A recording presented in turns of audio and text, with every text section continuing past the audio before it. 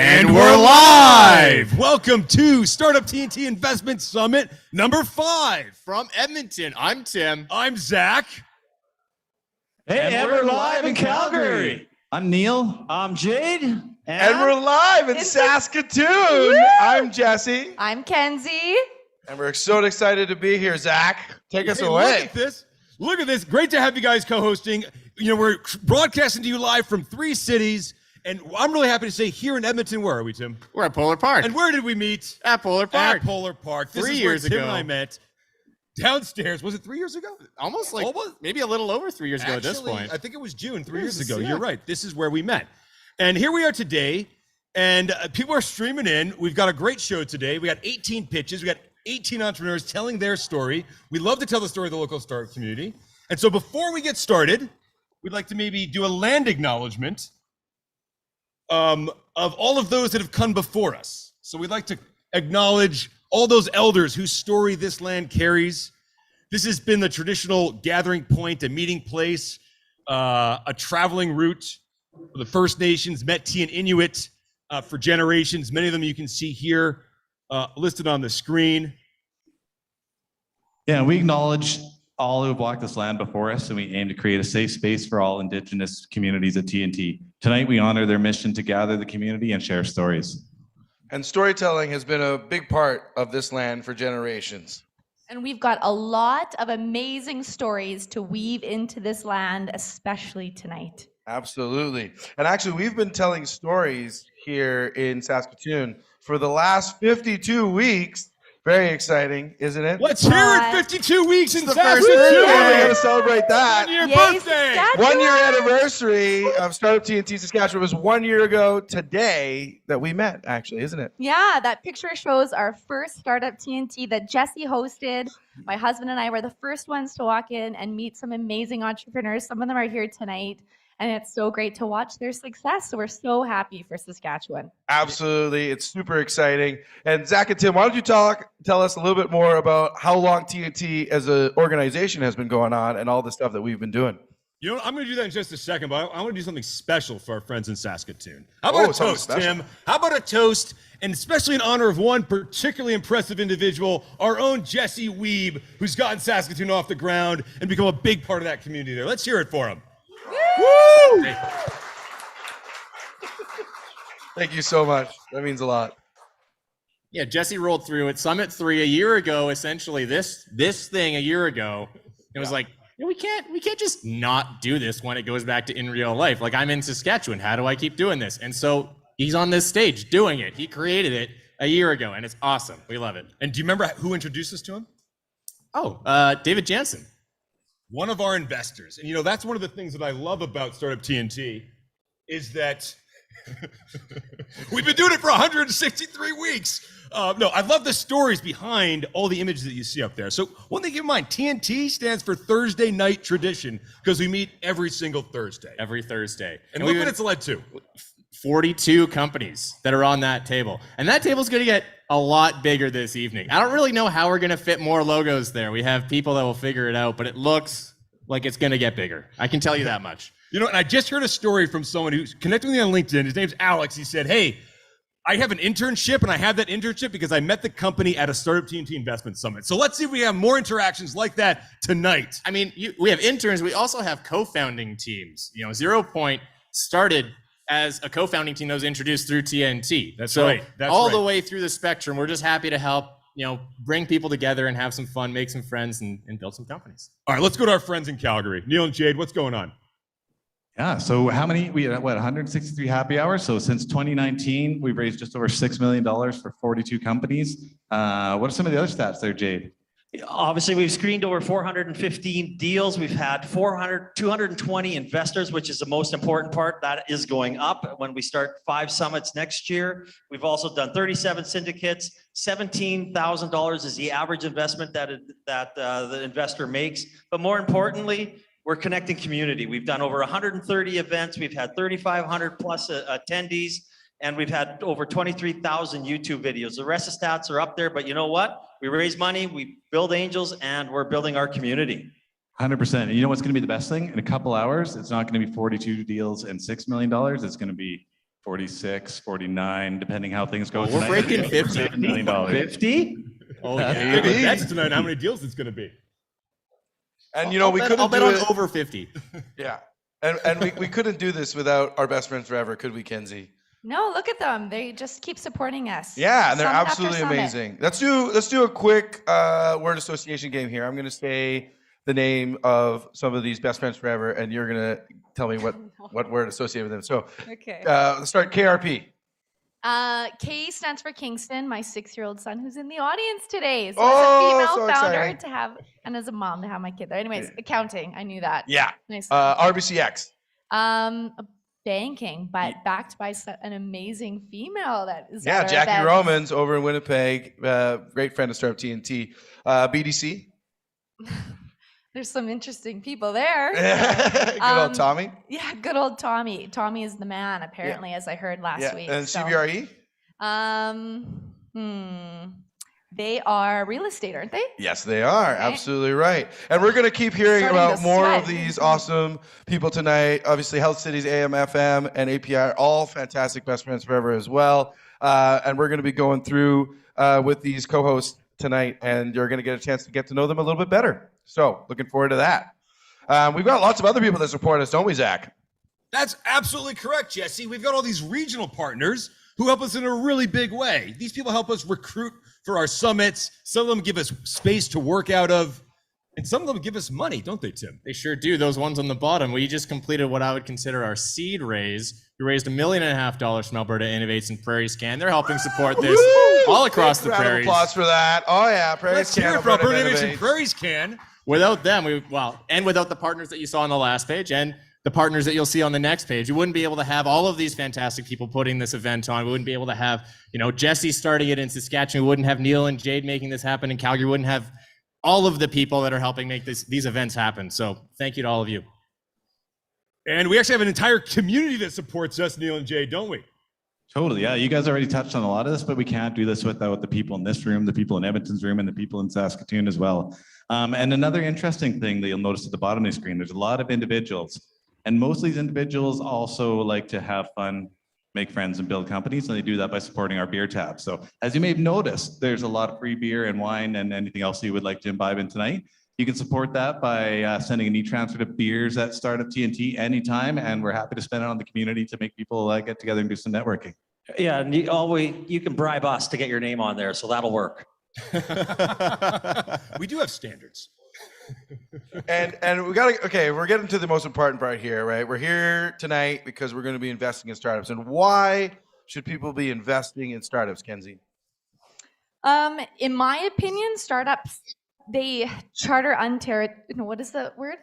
They pioneer uncharted territory. Absolutely. They break the glass ceiling and they go against the status quo, which I love. And we love to support local entrepreneurs and local communities. So it's kind of a win-win for all. Absolutely. And you can make some great money while you do it. And of course, it's important to remember that not just do you need to invest money in startups, it also requires time, knowledge, experience, connections, right? And that's what you all here in the room and across the prairies here today can bring to the table. And that's why we're so excited to have you all here joining us today. And why don't you tell them a little bit about this summit that we're doing, Zach? Awesome. We have 102 applicants to this summit. There's 100 companies across the prairies that applied to this. That's 100 wild. companies. And most of them applied in the final 24 hours. Gave me a heart attack. We got 83 investors. We're going to be doing minimum 3 deals, 1 from each of our regions. But you know what? We're all about doing multiple deals, aren't we, Tim? Sure are. Like So I said, I think we're going to do over 8 today. That's my bet. Wow. You know what? Tim's pretty good at finance, so I'm going to take odds on that. Over, under. Okay, let's talk about how it works. Calgary, let us know. How does it actually work? The best thing about how it works is you take that 220 people that we've introduced to this ecosystem and they commit $5,500. So $500 goes towards the LP, $5,000 goes towards the investment. So they don't know who they're investing in. They don't know what companies are going to be in the top 20. So they're taking our trust is in all the startups out there and they have not let us down, which is absolutely phenomenal. And of course, we go through an 8-week due diligence course. We come down, we narrow it to a top 10, then to a top 5, which you're going to see here. And even companies that have not made the top 5 have gotten deals throughout Startup TNT. So Saskatchewan got 6 once, Wyvern ended up getting some. I believe there's a few might be in the crowd here that have gotten some from outside. So it is very important that we just keep, and if you guys know any investors or anybody that wants to come in, have them reach out to us. And it's important to acknowledge all of the investors that made this happen, right? Literally over thousands of hours of work has been gone in from all of these investors across Edmonton, Calgary, and Saskatchewan. And we've got all kinds of people on this list, don't we, Kenzie? Yeah, variety. Looks like business owners, young professionals, family enterprises. We actually have a fighter jet pilot. Top Gun, let's go, Goose. Yeah, some really great investors there. And they're just fantastic people, and we're so thankful for all the hard work they put in to get us to this moment today. And we've got some awesome companies pitching, don't we, Zach? That's right. We have 18 companies. We got 2 alumni companies who raised money about a year ago, and they're coming back to raise more. Oh yeah, memoryKPR and Spot, they're coming up right hot right here. We got 6 companies from Edmonton. We couldn't settle for 5. We got 6. Let's hear it for it, Edmonton. Our tiebreaker was, you're in. We got 5 from Calgary, 5 from Saskatchewan. Each company gets a total of 6 minutes, roughly 4 minutes to pitch and 2 minutes for questions. We're going to have a great We're going to go back night. to back, Edmonton, Calgary, Saskatchewan, just like we did right here. Just like Did a here. little This practice. is the rotation. Edmonton, Calgary, Saski. Edmonton, Calgary, Saski. I like it. Okay, are we ready to get this party started? Who's up first? We're ready. Yeah, we're ready. Party's already Let's start the started. pitches. Yeah. Calgary, you're kicking us off with our first alumni pitch. Let's do it. This is great. I'm excited here. It's going to be the first person that's going to kick it off is one of the most impressive founders I have ever met. But Adrian from KRP is going to introduce John from Spot. Hello, thank you. I actually just drove in from Edmonton. So I'm with KRP. We're an accounting firm, probably the largestly locally owned in Alberta. And something that would be of service to you is we help with the development costs that you guys are incurring. And there's lots of provincial and federal credits that you can get back with all of that. So we can help you out with that. Just come see me after the show. So I'm here to introduce John from Spot.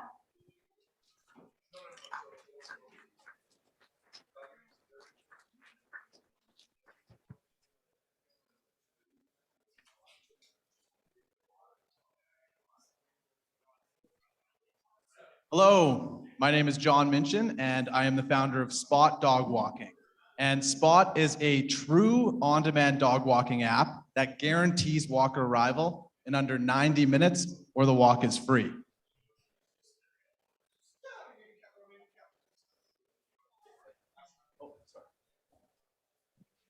We've done 100,000 walks to date, $2 million in revenue, and hit 50,000 last month with 27% margins. Since winning Startup TNT and raising around last summer, we launched in Toronto and Vancouver and have tripled revenue with so many new dog owners returning to work. We pride ourselves on being the safest, easiest to use, and by far most reliable dog walking solution on the market. How? We keep our customers' dogs safe with private, on-leash, GPS-tracked walks with insured background check walkers. We've designed a booking experience that's incredibly simple to use, where booking a dog walk looks and feels very similar to booking an Uber. What we do is schedule our walkers ahead of time and then use algorithms to automatically connect customers with walkers upon request, therefore eliminating customer wait time. Let me show you. Once the customer's entered the specifics of their walk request, date, length, and arrival time frame, our scheduling algorithms go to work. And as you can see, searching for, connecting you to, and then boom, there's a list of available walkers. From here, all the customer has to do is select the walker of their choice and set it and forget it. Super simple. We also have walk reports with photos, short story form videos, and a live GPS walk map that shows if and exactly where a dog did their business. From a reliability perspective, there's really nothing that comes even remotely close to Spot. We haven't failed to provide a walker to a customer upon request in more than 75,000 walk requests. So think, booking an Uber, always a car. We haven't had a walker no-show in more than 3 years. And if a dog walker arrives late, even 1 minute late for a walk, that walk is free. But we're currently doing less than 10 late arrivals per 1,000 walks. So it's incredibly reliable. COVID was very challenging for us. We were doubling revenue every year leading up, but saw a 70% decrease when the pandemic hit with so many people working from home. We didn't grow for 20 months straight. This forced us to cut costs, go down to one person, just me, and spend as little as possible just to survive. It was very, very challenging. But there may have been a silver lining in all that. On one hand, we proved we can be incredibly lean and scrappy, and if that didn't kill us, I don't know what could. But more importantly, there was an absolute explosion of pet ownership over the pandemic. In North America alone, 50 million pets were acquired in 2020. And as a result, it's expected that the pet care industry will triple over the next decade and exceed $230 billion. And we're in a great position to take advantage of this. Having acquired more than 2,000 unique paying customers, we have a fair amount of data when it comes to customer acquisition. We recently hit a 1-to-3 CAC to LTV ratio, where we're acquiring customers for $78. They're spending on average just under $900, and they're worth $238 to spot after payment processing and paying our walkers. We currently have 12 months runway and expect to hit $100,000 in monthly revenue within the next 9 months. So while we don't desperately need it, we're raising a $250,000 bridge round that will allow us to hire a few more employees and more than double our marketing budget. This investment should help us roughly double our growth rate over the next year, where we expect we can be doing 10,000 walks per month and $200,000 in monthly revenue, which will put us in a great position to really optimize that next round of financing. Thank you.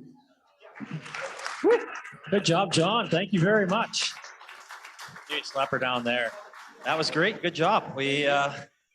As I said, one of the most impressive founders to make what he did during COVID, to survive, to get going, and now going to blow it up. We're pumped. That's exactly. So we're going to head her over to our next alumni in Saskatchewan. Jesse, take it away. Absolutely. Very exciting. Round of applause for Spot. So, Kenzie, Saskatchewan has startups, not just here in Saskatoon and in Regina. They're all over the province, aren't they? Yeah, where are you going? Well, I'm saying there's a great institution here in the province that supports all of those startups called The Saskatchewan Startup Institute. And I struggle because they just changed their name from Square One. Yeah, the band like formerly Prince, band formerly known as Square One. Now it's the SK Startup Institute. Pretty soon it'll just be a symbol or something, you know? Yeah. Unfortunately, Ashley Dean from Sharita is going to come here tonight and talk a little bit more about it. So I'm giving them a little shout out as they're one of our best friends here in the province. And she got COVID, unfortunately. So, we're going to introduce our next company here. And there's a really special connection with you there, Kenzie, isn't there? Yeah, I'm excited to be able, actually. I wasn't going to introduce, but Jessica was my first investment. And she's a connection of mine. She's been a mentor and a peer. So I'm really happy to be introducing Jessica from memoryKPR. Woo! Give it up for memoryKPR. You gotta stand tall. Hello, everyone. It's way more fun to do it in a room. Hello, Katrina. I want to say hello to everyone. All right, there we are. So guys, I've got 4 minutes, so I'm going to pack it full. First of all, hello. For those of you I haven't met, I'm Jessica McNaughton. I'm the CEO and founder of memoryKPR Technologies. We've been around for about 2 years, and we're really starting to find our stride. So we are solving the problem of personal and business, and the story of where your digital assets and how your digital assets are managed. We're solving a problem that is a fairly new market, and there's going to be a lot of money spent in this space in the next couple of years. Let me promise you that. What we hear from our users right now is that they like that we're private, we're safe, We're secure. The ease of the use for the platform. We have 8-year-olds using it. We have 80-year-olds using it. And what we're also hearing is, as of recently, we've been leaning into our B2B offering and hearing some great things about how businesses are using us to either gather stories and user-generated content from their customers, co-create stories, which is really powerful with their customers, and or share really important stories with their customers. So any brand that has a really unique identifier as something about their story and their history, this is a great platform for them. So I'm not going to get into the product too much. Many of you have maybe seen it, and I want to really just tell you about where we're going right now. So the product's pretty basic, and not basic, it's fabulous, but it's really easy to use. You're creating stories, and you have the opportunity to co-create with others as well. You decide who sees it, when they see it, and how they see it. I want to tell you a little bit about the shift that we're heading into right now, which is leaning really heavily into the business-to-business offering. So we have a business-to-business product, and we're just introducing new pricing next week after a month of really intense surveying with our current business customers. And we're already getting asked about white labeling solutions as well. We've had some great traction this year. Since the last time I met at the beginning of this TNT Summit just a month and a bit ago, we had doubled in size in our user base since January. Now we've tripled in size in our user base since January. So things are going well. And it's not just us that thinks that there's a great future in here. Berkshire Hathaway, Forbes are saying the future of digital asset management is going to be really important for this market. And there's going to be a lot of focus in this space in the coming years. So. I'm not going to get into the projections right now, but I am going to get into the market size. And I want to tell you a little bit about where we're leaning, because this is something that's exciting for my heart and exciting for my brain. It's a huge market. And you think, how on earth is one small company from Moose Jaw, Saskatchewan going to take a bite out of this and really demonstrate that they're a leader in one space? And so I'm going to tell you how. One focus that in the last couple of months, we've really shifted towards is working more in the Indigenous space. And we are... for a number of reasons. There's a ton of opportunity here, but more important than any, it's because it matters. It's a very large market. The competition is sparse, and the alignment to storytelling, memory keeping, and also the work we do to ensure that our owners, our story creators, own their data and the data sovereignty that's important in this space is why we believe we're going to have great traction in this space. We've had some partnerships, and the early partnerships have been incredible. I will also say they've just fit so well. They've also we've done some really cool projects showcasing history, culture, language, and we think it's important. And so what I want to pause and spend the time on is why we think it's important. In the Truth and Reconciliation Act, we have 37 points in the categories you see above that are specific to being able to preserve culture, be able to protect culture, be able to raise awareness through stories and cultural protection. And this is important to us. I want to tell you also that we have embarked on training, and so we are currently working with the First Nations Institute for Information Governance Center, and we are making sure that our committee, or pardon me, the way we govern our data is very comparable to the standards they have in place, and so it's a really good fit there. We've also, we didn't go here initially because we wanted to make sure we did it really well and we did it really respectfully. But in the last couple of months, we've got a ton of sage advice from some tribal councils, a number of chiefs or people who have been chiefs in the past, and we're really getting incredible direction on how to make a difference and do good business in this space. And so we've got some really incredible partners that are joining on as customers, as partners, but also potentially as investors in this space. So we know we have, we're the students in this space, I believe, and they're the teachers, and we're learning a ton, and we're doing it as we hear, we're making a difference. So that's what I wanted to talk to you about tonight. It's very important. We're also, we believe we're really hitting the target on a couple of the Sustainable Development Goals for the United Nations. I'm going to skip this stuff, and I just want to show you some of the clients we're working with already. And the first two layers of that client list weren't there 4 weeks ago when we talked last. So we're making a difference, protecting stories, protecting culture, and we're going to continue to lean into the Indigenous space as well as the hospitality space. It all sparked with a project we did with Dakota Dunes, where now you can see the cultural story of the Dakota people in the rooms by scanning a QR code and getting taken right to a memory keeper. This is a really powerful example of the things we can do to help businesses and their customers co-create and raise awareness together. And so that is where we are. We want to obviously say thanks to TNT, but all the other people on the screen as well. And yeah, we are currently raising $500,000, and I can tell you that the majority of that money is going directly to growing our B2B space. So we've just signed on 2 Marriott properties as well, and a number of casinos that we're in discussions with in the US and Canada. So that money will go to help us build systems around growing B2B and automate some of the pieces of that process, because right now it is one at a time through conversations. And so we love the conversations, but we know there's opportunity to probably make it easier for our customers and also add some velocity to the growth scale. Awesome. Give it up for MemoryKPR. Thank you. We're so proud of you. And I know there's a lot of investors that want to invest now or reinvest. So Jessica and MemoryKPR did win one of our summits. So I'm just curious, what's it like coming back as an alumni? Yeah, it's amazing. I said earlier that I'm just as desperate now for the investment as I was a year ago. But it's really incredible. I'm just kidding. It's it honestly gave us the foundation to come from 3 of us just having a dream to where we are today, to serving customers. And we're protecting almost 100,000 memories right now, and that is what keeps us going beyond anything else. So that without that investment and this network, like a year ago, I wouldn't have known anyone in this room, and I know so many people, and I'm have formed such good relationships. So yeah, all of it fabulous. Congratulations, MemoryKPR. Can I say good luck to everyone who's pitching tonight? Yes, Okay, good luck. absolutely.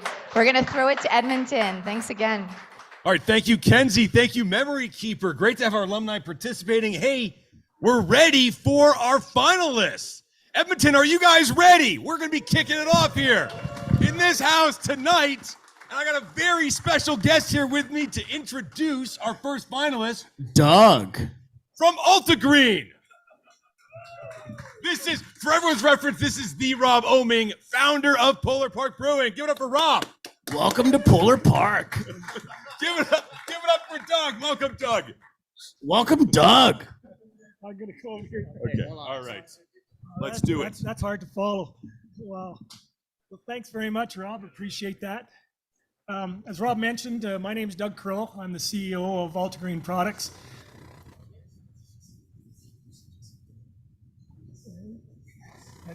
There we go. So a little bit about us. We're an Edmonton-based company. We operate out of the West End here on a 7,500 square foot facility.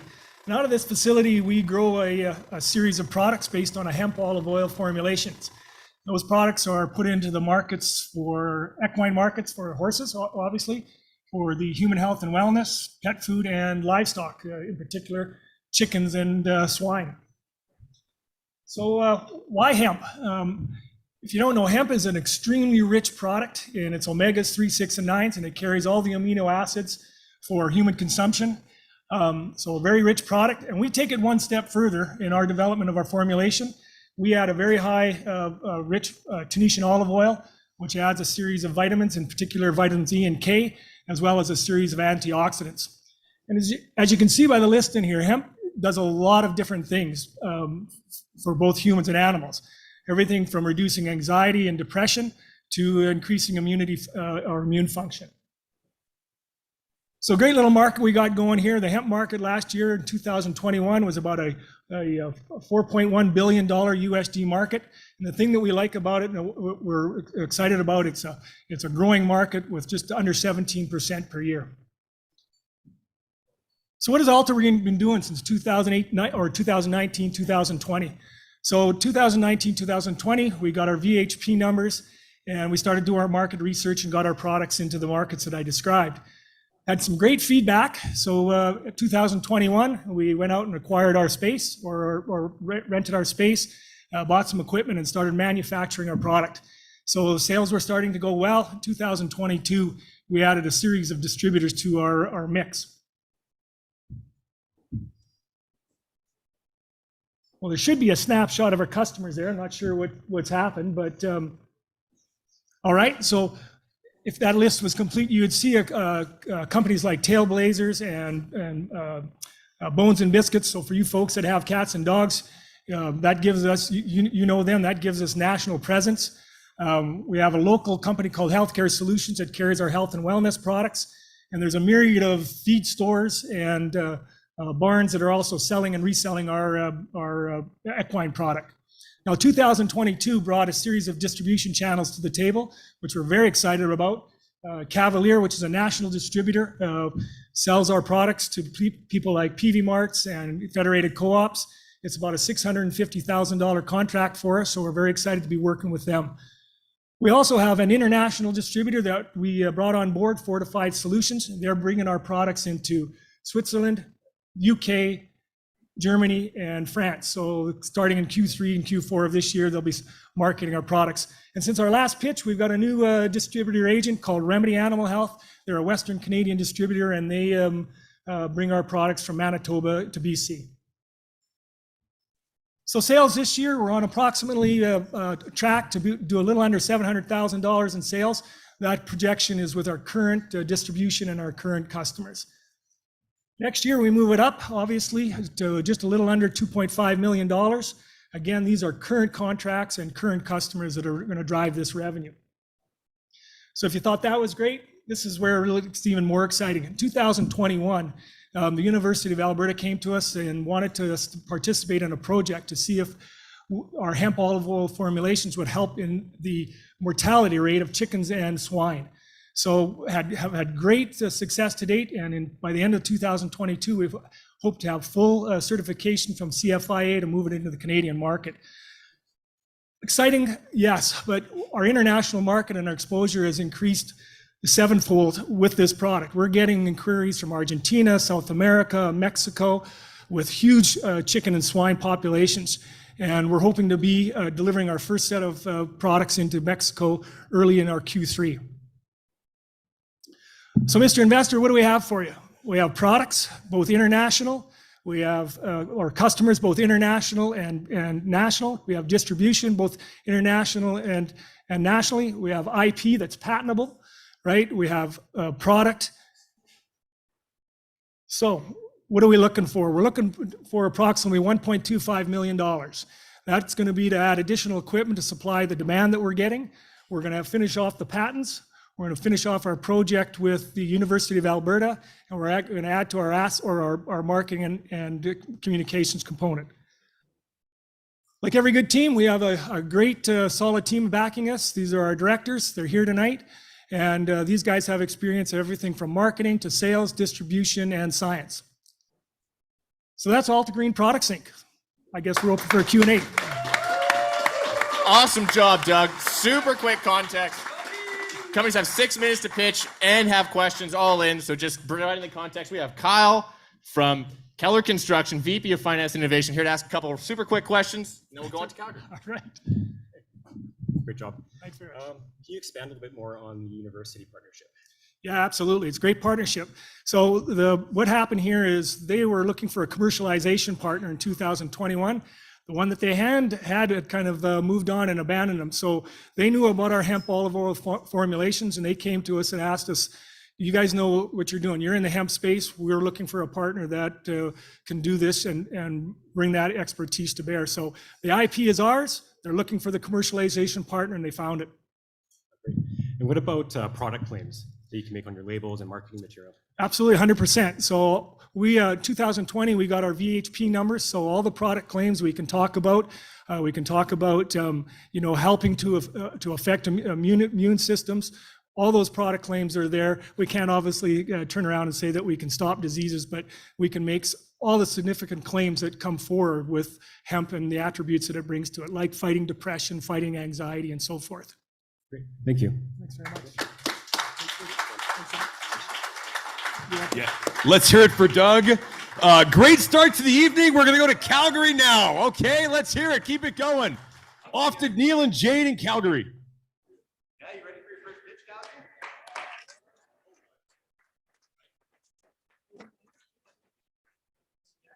Anya, that's going to introduce this cool company with an exceptional founder, and then asking questions. We have one of our very own investors, Mo, is kicking around here somewhere, and he's going to ask some questions when they finish pitching. Well, first of all, thank you so much for all of you to come here. My name is Danya, and I'm here with RBCX. We are the tech and innovation banking group within RBC, and we work with visionary entrepreneurs from ideation to IPO and all the way in between. We do this by having specialized credit solutions that work with tech companies that are high growth. We also have operational specialists that help you commercialize and scale up, as well as being ecosystem partners and community builders and being in the market with you. So please feel free to come say hi to me when we are networking. And now I would like to introduce Richard Campbell to talk about his wonderful company.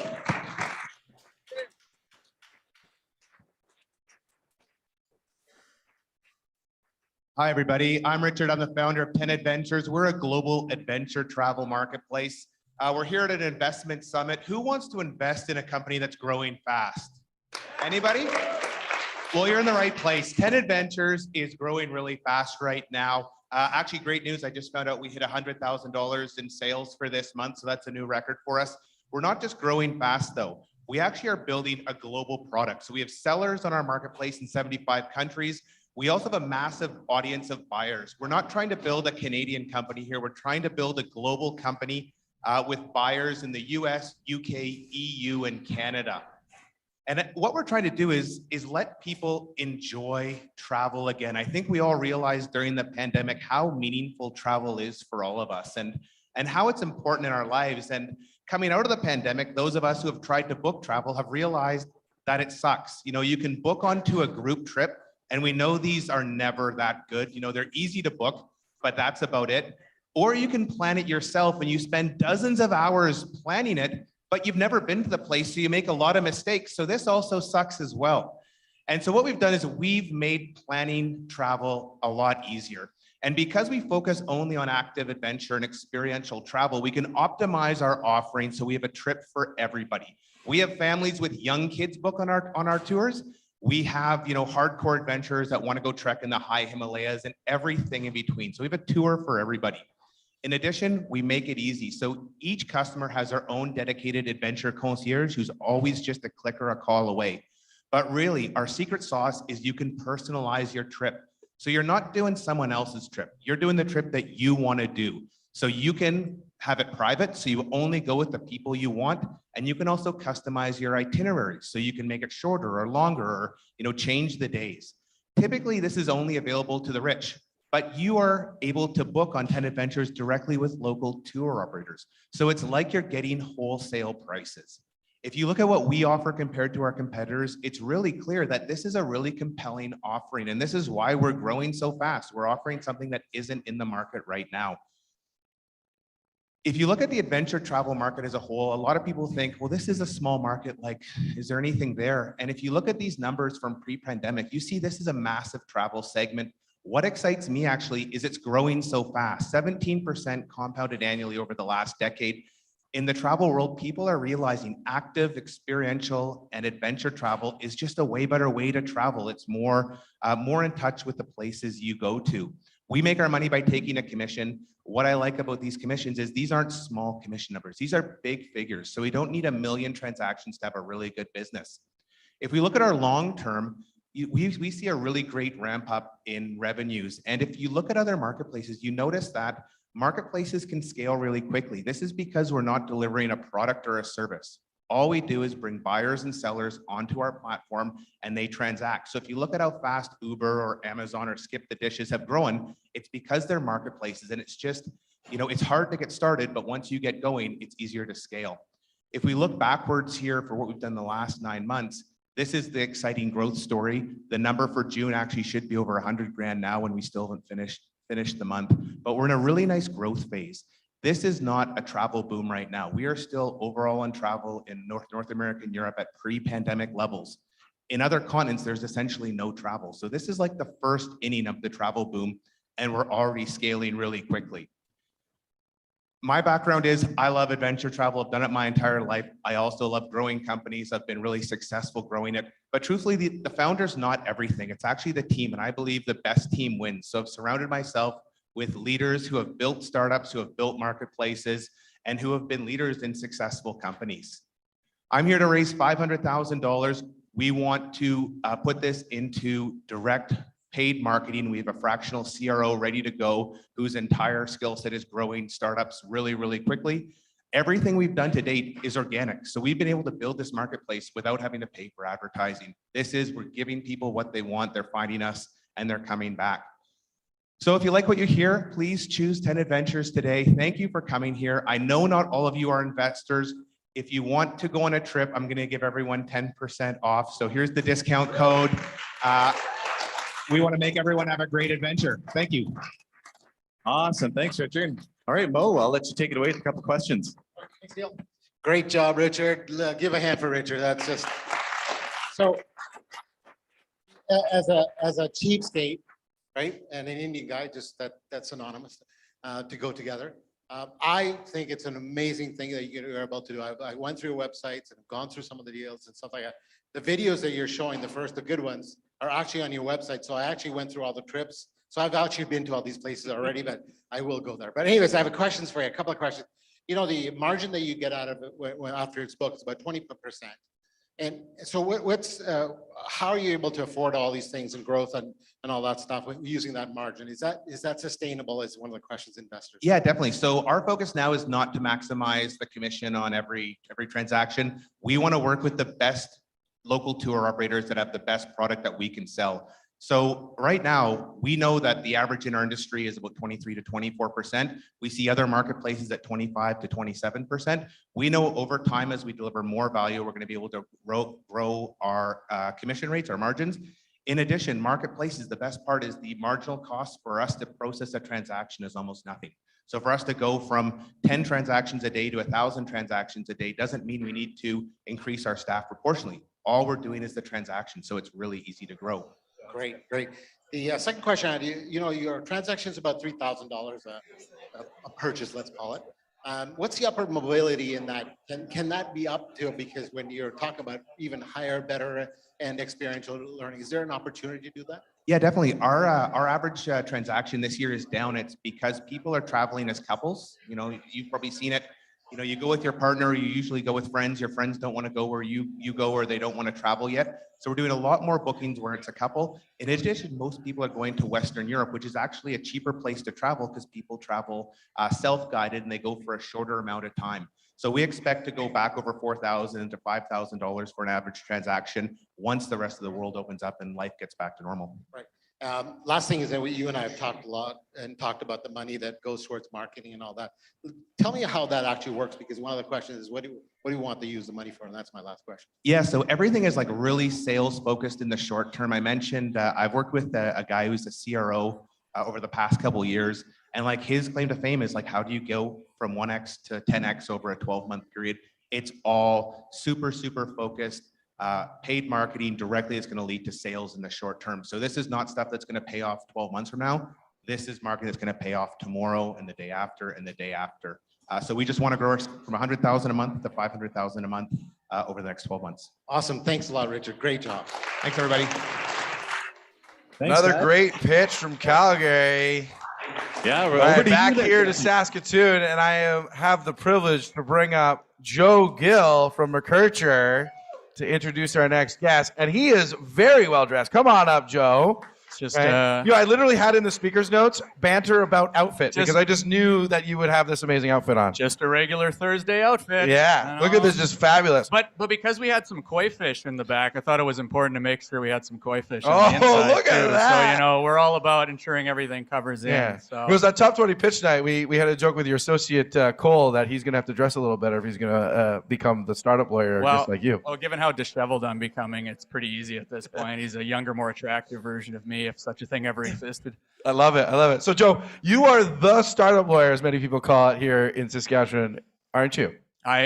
Some people have called me that. Some people have used less favorable terms over times to describe me, but I've just had the privilege of working with so many of the startups around here, some from the other locations across the prairies. It's been a great time, and I think the real privilege that I get out of this is you were talking about it earlier on the storytelling thing. Yeah. I sort of view us as legal storytellers. I tell stories of great success, horrible demise, all with an aim to educating and empowering founders to deal with legal problems. Absolutely. And I think there's nobody more suited to introduce our next presenter, is there? Because you have a really special connection with our next presenter, don't you?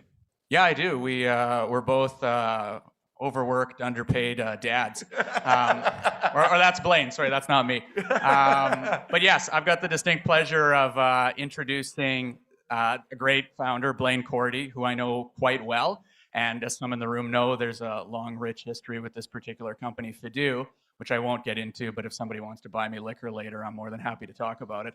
Beers at Startup TNT. Beers at Startup TNT. But Fidu is the legal tech platform for helping lawyers 5x their margin by switching away from that nasty billable hour and moving to a subscription-based model or flat fee billing. So I want to bring up Blaine. Absolutely. Let's do it.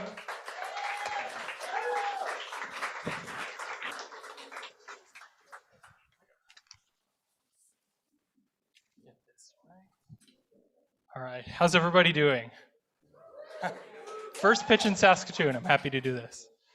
So I am Blaine, I'm from Fidu, and we are changing the business model of the trillion-dollar legal industry. So today, lawyers are rapidly switching to better business models like flat fees and subscriptions from billing by the hour. In fact, in 2020, there was 800% growth in the firms implementing subscriptions. And today, 60% of firms offer flat fees, which is the first step to implementing a subscription. But when lawyers switch these business models, the workflows that they take with them are severely limited in margin, and they just don't scale. They're completely manual, they are one way, there's no collaboration, and they're highly repetitive.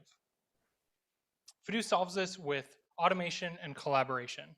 We're one platform for legal teams to automate their client workflows and increase their margin. We help them create scalable products from the deliverables that they use today, or that they put out today, and their knowledge and experience over time. We help them streamline the projects that they work on with clients now, and all of this is delivered in one simple white labeled client platform. But I'd like to talk to you today about one of our customers, Stephen. So Stephen has a great business in Georgia working with car dealerships. And he had customers coming to him asking for better ways to work together and work together more frequently with smaller items along the way. And he knew he wanted to work on this idea a little bit differently. He didn't really know how the pieces could fit together. He started recording some videos, didn't really know what to do next. Until he found Fidu, he told us after the fact that when he found Fidu, it all became clear and he knew how to implement this model. So today, Stephen has a $650 subscription for these car dealerships that includes a legal information library, contract templates, unlimited 15-minute meetings, and discounts on further work. And since launching 5 months ago, his subscription has grown to be 20% of what he did in the 2021 year for his business. And if you look at the breakdown in margin, he's almost doing as much, almost making as much money from that subscription as he did in all of last year. That is the impact that Fidu can have on the business model of firms today. And we're driving that impact in the massive North American legal market. There's 480,000 firms representing a $1.2 billion opportunity for Fidu. And legal is just the start. This business model transition can happen in most of professional services. We are the founding team to do this. My co-founder is quite literally the world expert on the subject. She's pioneered the legal subscription model in her own firm. She's iterated, she worked out the bugs, and she spent 10 years doing that. She's also spent 4 years selling to lawyers. She coaches and trains, she's coached and trained over 100 legal teams during that time on how to implement this model in their firm. So the marketing and the sales work that we're doing today is all of the playbook that we've ran already, and we'll continue to scale it up. I've been in tech and startups and product for my long career. I'm not young, as Joe was getting at with the kids. So I've actually built products in legal tech for lawyers and for clients to use them. So we've got the product side covered as well. And that brings us to today. we're raising $250,000 to really scale up this company. And I'm really excited to announce today that that Stephen Lefkoff, the customer that I mentioned before, has invested in our company. He believes in our product and our team so much that he's joining us. Thank you.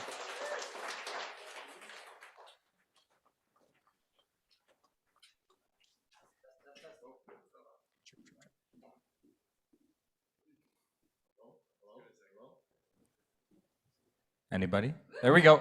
All right. Awesome pitch, Blaine. Thank you. Awesome pitch, Blaine. I'm Mike. I was the lead on this deal. Super excited about Fidu. I just want to hear a little bit more. I know legal tech is really heating up right now. There's a lot of capital going into the space. It's somewhat recession-proof. Tell me a little bit about the competitive landscape that you're dealing with. Sure. So there are a number of point solutions in legal tech, and these point solutions go after one aspect of what we're building, because it really takes action, and it takes information, and takes all of these items together to really drive the business model change. A lot of the other tools out there, actually all of them, are iterating on one element of it. It might be documents, or it might be meetings, or it might be intake. It takes the entire solution to solve this problem, and that's what we're doing. Awesome. So you're raising $250K right now. Why don't you just tell us a little bit about where that's going to take you in the next 9 months? Sure. As the slide says, thanks Mike. So over the next 9 months, we're going to scale our headcount to 7. That's going to get us to 140K ARR. And really, we've built this entire company, just Tim and I. And so it's a matter of taking the work that we've done and really scaling it up. The pieces that we have in place today, scaling them up. Awesome. So those 7 people you're hiring right now, what are some of the key hires in that group? Well, I can't talk about all of them, but it's going to be heavy on the marketing side and on the product side as well, bringing in some accelerating our product roadmap and getting in front of more customers. Awesome. Thanks, Blaine. I think we'll head off to the next pitch. Thank you. Oh yeah, we got the room going. All right, we did one trip around the horn. Now we're getting ready for round 2. We have Cassandra from Hell Cities here to introduce the next presenter here in Edmonton. Cassandra, welcome to the stage. Not only is she with Hell Cities, she also invested with us in the Q1 summits that we ran. How was that? It was awesome. It was a great learning experience, and I mean, going through the due diligence was long, but like really rewarding to understand, especially with the life sciences and the regulatory stuff. Like I had no idea some of the things we needed to know. and so for the benefit of everybody, we did the word association game. There was no word association with Hell Cities. So so that Kenzie knows for next time, what is Hell Cities? What do you do? Yeah, so we are a registered national nonprofit that works with clinicians, innovators, companies, and philanthropists to basically show how technologies can improve health outcomes and also grow the economic sector for the health industry. Awesome. And do you have a project that you're working on right now that you're pretty excited about? Yeah, so we partner with the Brenda Stratford Foundation, and we've created a tech-enabled condo so companies can test their technologies in a live setting, and also to look at how those technologies can enable aging in place. Awesome. Well, Cassandra, I'll let you introduce the next company. We got a company coming up here on stage live, so let's give them a round of applause. Cassandra, who is it? So our next finalist is Derek from Bladeflex. And Derek, it is my pleasure to bring you onto the stage.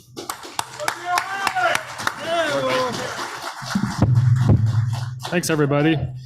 Good to be back here. So my name is Derek, and my company is called Bladeflex. It was started from some personal injuries of mine, and it is a health and wellness company. And so we design, distribute, and manufacture innovative healthcare solutions. And so what would a Bladeflex experience look like to someone? Well, it could be utilized in a rehabilitative scenario, helping with shoulder pain, or at the office, helping you improve your posture, or even out on the trail, helping you reach that next mile or kilometer, I guess.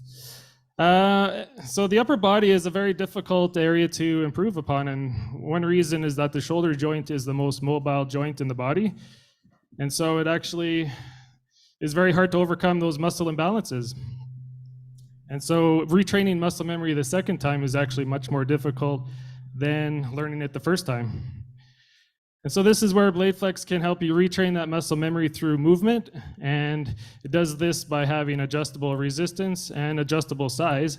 And so it's a very progressive training tool in your training toolkit.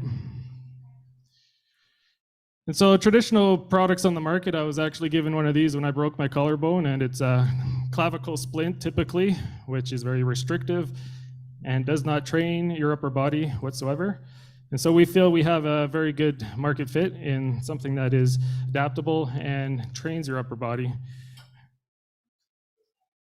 And so a few highlights over the past few years is that we've hit our 1,000 sale milestones. We were able to partner with professionals in the Oilers, as well as won a Made in Alberta award in 2020. And so a few other highlights that we have over the past few years is a patent approved in the UK, in the US, as well as Canada. And we do have a high level of customer service, and that is shown in our low return rates, as well as our dozens of 5-star reviews.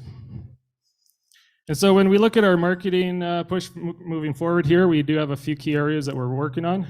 We're going to be pushing our affiliate marketing program to help with our key demographics. And we're also going to be pushing our sports endorsements to help with brand awareness, as well as scale up our online and social media campaigns.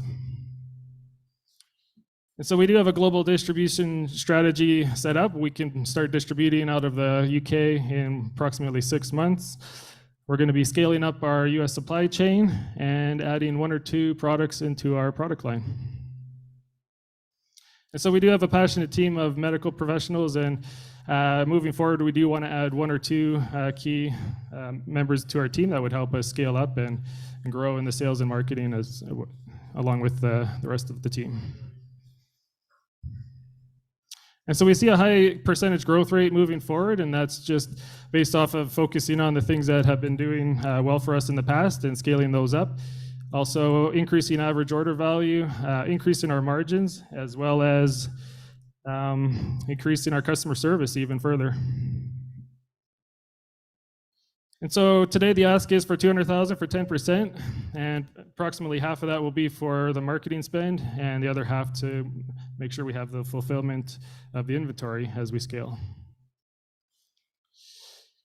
And so we do see a couple potential exits coming up in the next few years, which potentially could be with a sports or wellness company such as DJO Global, or even a Hyperize company who had purchased Normatech in the last few years. And so the sports tech sector is where we're going to be focusing on in the next couple of years. Thank you for your time. All right, let's hear it for Derek. Thank you, Derek. Up here to ask questions is one of our investors, Werner. You may know him. He just sold his company, Verified, at Chegg, and he's been investing with us for a couple of years now. Take it away, Werner. Thanks, Zach. Derek, great pitch. So Thanks. First question that I have is, there's a lot of occupations and professions that suffer from back pain and shoulder pain. What is the ideal customer profile that you want to pursue with the money that you hopefully win tonight? Yeah, so our ideal customer would be somebody who has upper body pain or injury, but really it is anybody who uses their upper body on a day-to-day basis, whether it's the tradesmen or athletes, or even people in the labor industries. So anybody who's using their shoulders and their body repetitively. Yeah. Okay, super. All right, next question. So you've done an amazing job building up Bladeflex as a sole founder, doing a lot of things yourself, and heavy lifting, and being the model of, so to speak, heavy lifting. Yeah, exactly. Being the model of bootstrapper. So what's the next key role you want to hire as you gain investment? Yeah, so as we scale up, we do want to have maybe a couple key individuals in our sales team, which would be potentially anybody in with connections with big industries, or even somebody in the sports sector. Okay. And last question. What's the sort of next product iteration you have planned for the Bladeflex product? So we do have a couple interesting products coming up.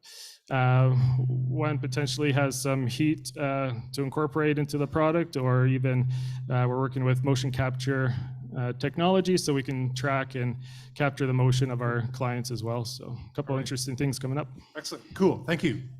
Yeah, no problem.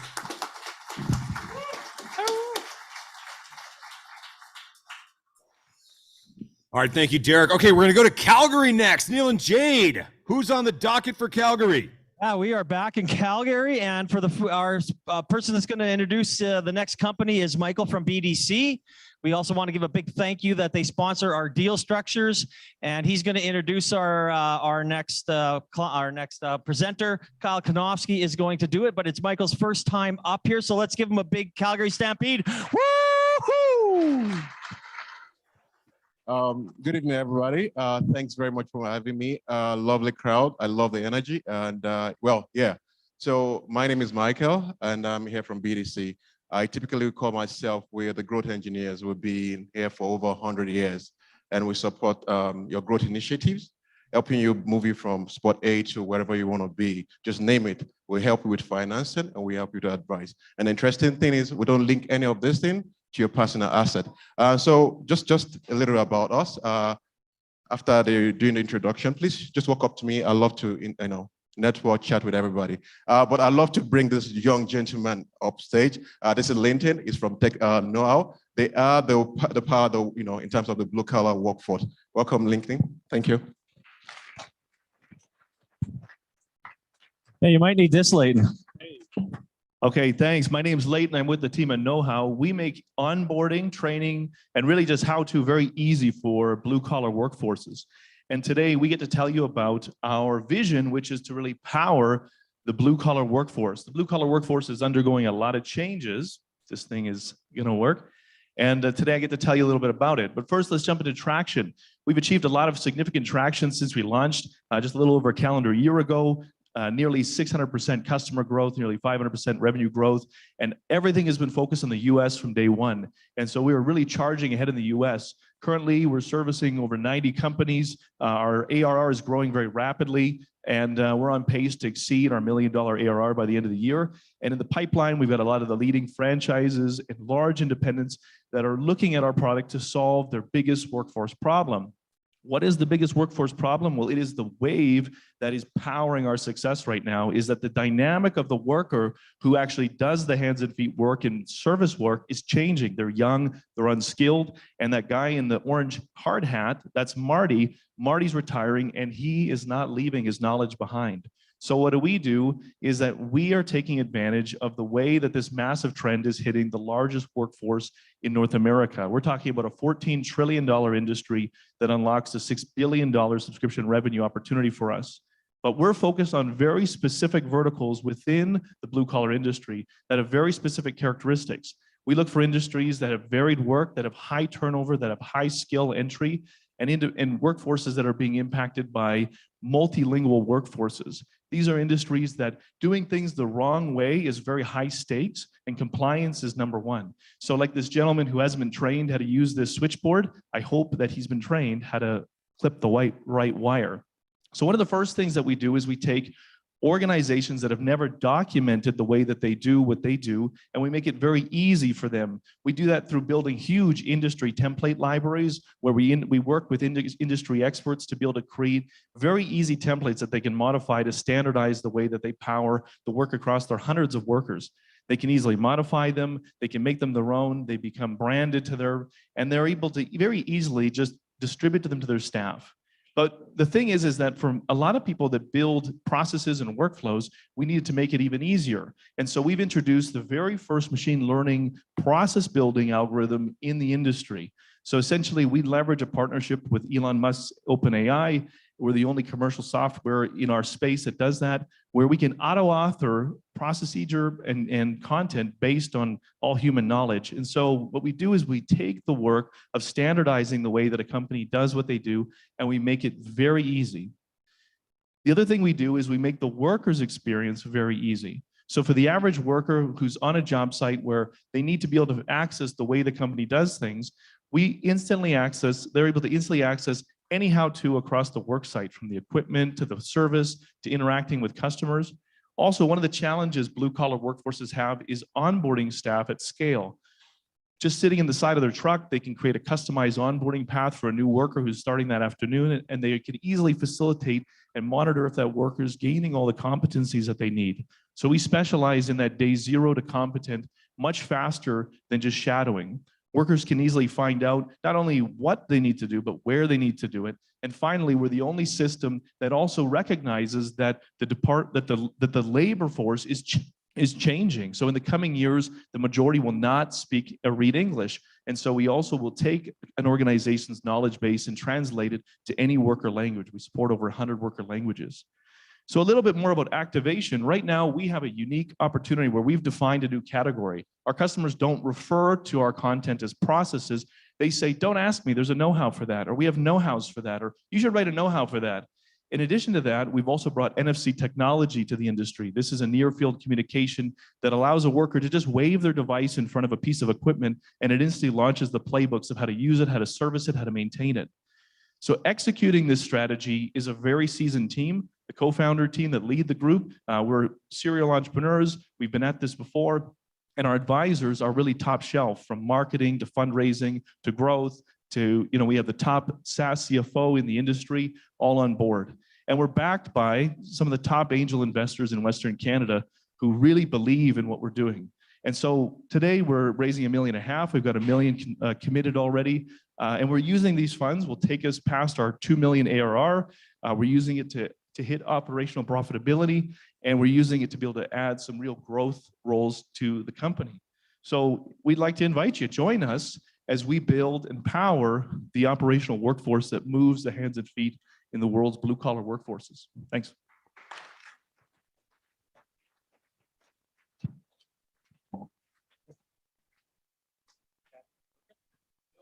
Nope. Yes. Yes. Great job, Leighton. Thanks, Kyle. Hi, everyone. Hope everyone's having a good time. This is a really exciting company. On the question of scaling, can you expand a little bit on some of the markets that you're approaching in the restoration space right now, based on these needs for compliance, et cetera? You and I have talked about the franchise network opportunities that you guys are approaching. Can you expand a little bit on that and how it speaks to how you guys are going to rapidly scale? Yeah, so scaling. So SaaS models all about, recurring, repeatable, profitable. And so we're very focused at a technology level in building a core product that scales into any vertical. So without modifying the software, we can facilitate access into any market. So what we do is we choose verticals. We have a go-to-market strategy where we enter the market, we standardize the industry's knowledge, and then we partner with a lot of distribution channels, and then we can move into those markets very rapidly. And then franchising is something that we really is part of our strategy. Franchises already dominate the service industries. We work with a lot of franchise brands. And so once we standardize one franchise, we've really standardized the entire network. And so we can rapidly onboard hundreds of franchises very rapidly. So, tomorrow we're landing another franchise system. They have 700 locations, and we'll standardize one, and then we'll expand into the others. Awesome. A question I like to ask founders a lot is kind of looking forward in the short term and medium term. What are the risks you see to the business, and how have you evaluated them, and how are you looking to overcome those risks? Maybe just give a couple. Yeah, I mean, the risks that we see, number one would be defensibility as a product is always something we think a lot about. And so how we think about defensibility and that moat, I mean, a big part of it from a technological standpoint is how do we build a truly epic value proposition to our customers? And we're doing that through, number one is we're really eliminating what we call is the onboarding element of our company, because you don't have to build all the content. So we're standardizing industries in advance.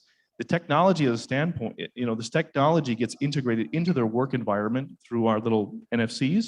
And then in addition to that, we become very integrated into these companies.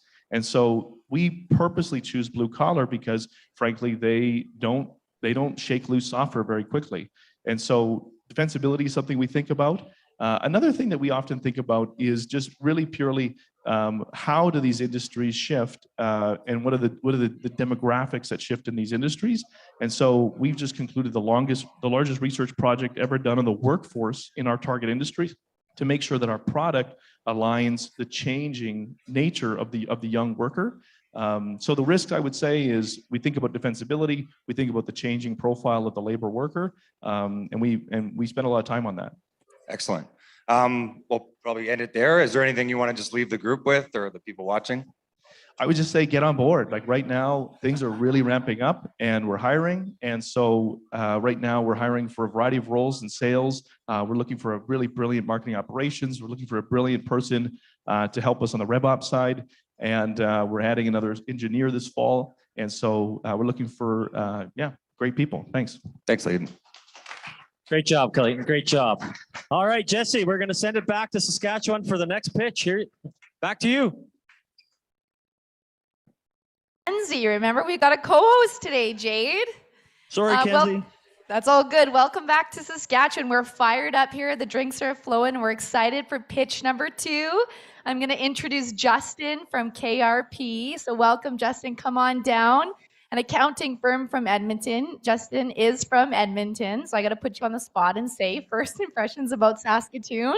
Yeah, you know what? I literally got off the highway and came right here. So it's been a brief view of Saskatoon, but the river looked lovely. The traffic was a little rough on the way here, but it seems like very similar to Edmonton, and actually awesome to see the amazing turnout here tonight. Very impressed. There's not an empty seat in the house, which is awesome. Yeah, packed here. I don't know what you mean by traffic. There's construction in Saskatoon, but probably not. Yeah, as much so there's a traffic. left-hand turn into construction with a lane that's closed and 4 semi-trucks trying to get into it at the same time. Yeah, So that's okay. Saskatoon traffic is my impression so far. Okay, just to clarify. Now, Justin did an awesome blog post for us. You can see it on Startup TNT's website. Employee stock option plans. We've got a really successful tech company in Saskatoon, 7 shifts, and they were voted #1 company in Canada. And one of their benefits is an employee stock option, and that's one of the reasons that they won that award. So I'm just curious how popular these plans are. Yeah, you know what? They're very, very popular, and they work awesome as long as they're set up properly from the start. And hopefully that information got across in the blog post and the Q&A session that I did with Tim as well. Great plans. They work very, very well for attracting great staff, retaining your staff that you have. But once again, the key is making sure it's set up properly right from the start. Love it, and I agree. I'll let you introduce our next pitcher, and then I'm also going to bring down Dave, the founder of Omni, to do the Q&A after. Thanks, Justin. Perfect. Thank you. Just quick story. Before I found out who I was introducing today, I was looking through the website, and I'm super excited about this one. I coached this spring a U9 soccer team. It was a terrible experience, but it's great to herd cats for an hour a night, twice a week. But my parents, my son's grandparents, aunts and uncles, all across the country, and so I'm super excited about this next presenter and his product, because it would have been a great opportunity for all the family to see the kids lose 14-0 last week. So without further ado, I'll introduce Tanner from HomeTeam Live. Love that. Awesome. Is this good? I was hold this tight. All right, awesome. Well, thank you TNT for having us here today. My name is Tanner Getz, co-founder and CEO of HomeTeam Live. HomeTeam Live is a live streaming app for amateur sports to provide high quality broadcasts to parents, families, friends, and scouts. And it also creates revenue opportunities for leagues. So if you've ever watched an amateur live sporting event, it usually looks something like this, or there's nothing available at all. Usually, it's someone holding a camera and they are, watching TikTok and they miss the play, or it's, a mom in the stands holding an iPad, and it's just never been really great quality. So our solution is a app that makes an unmanned camera feel like a high-end, high-quality broadcast. With our app, you can add score bugs, which is a score clock on the screen there, advertising integrations, videos, and you can watch and rewatch your kids score their first goal.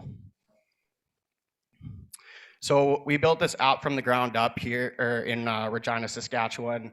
And what this means is we can really, customize this app for what we need for our clients. There's a lot of off-the-shelf OTT apps that are in the market, but we felt like we wanted to build this for what we wanted. As well, we made it really easy for grandma and grandpa to even log in and subscribe and watch their grandkids play.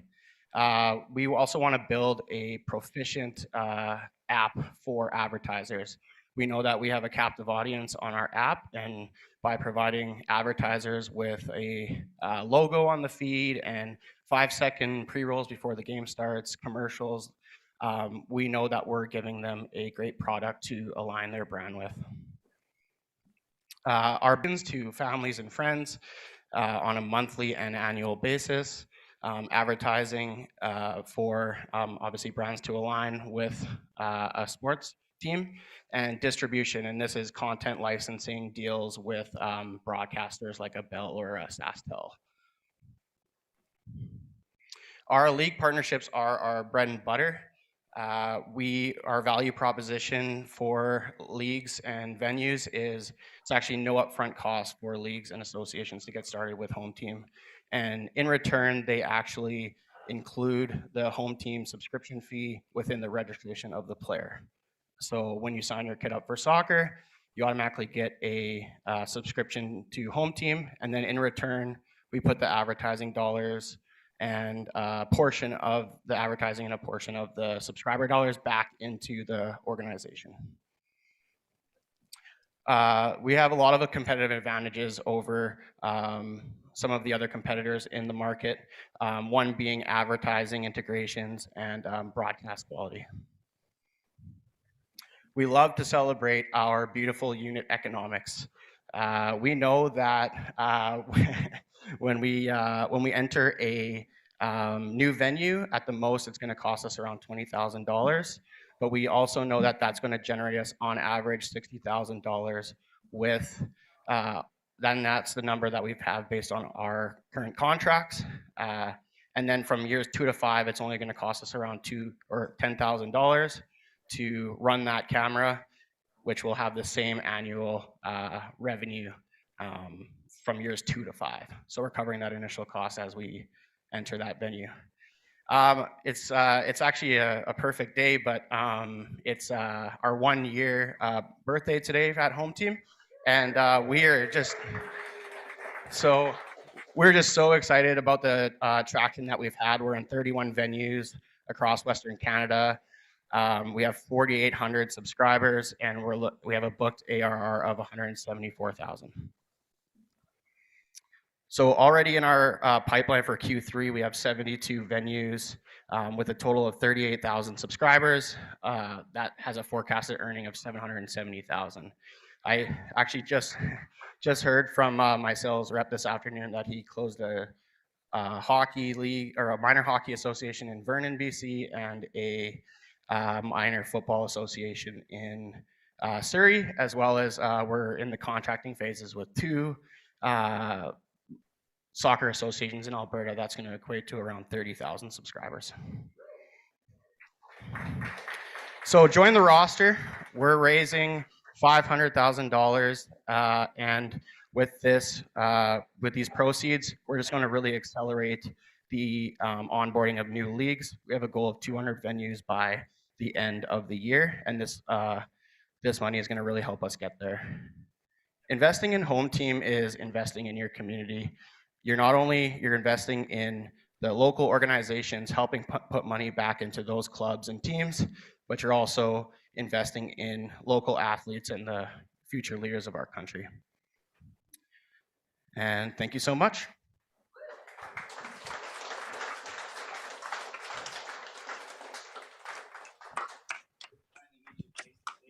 Instead of,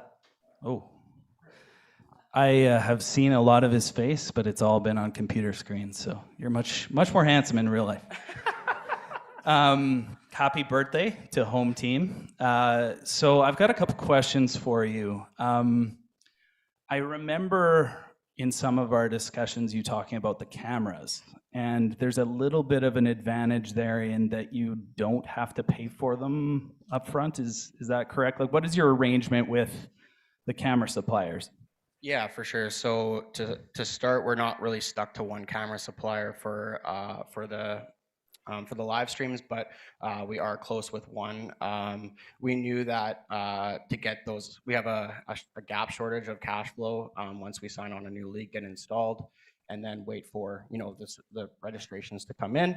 So we inked a new deal with one of our suppliers for 10% off of all the hardware and the software, and then we actually don't have to pay for the software until we're actually generating revenue, and then we get those cameras quarterly. So we don't have to buy them all at once. Just as we grow, we can get those cameras. Awesome.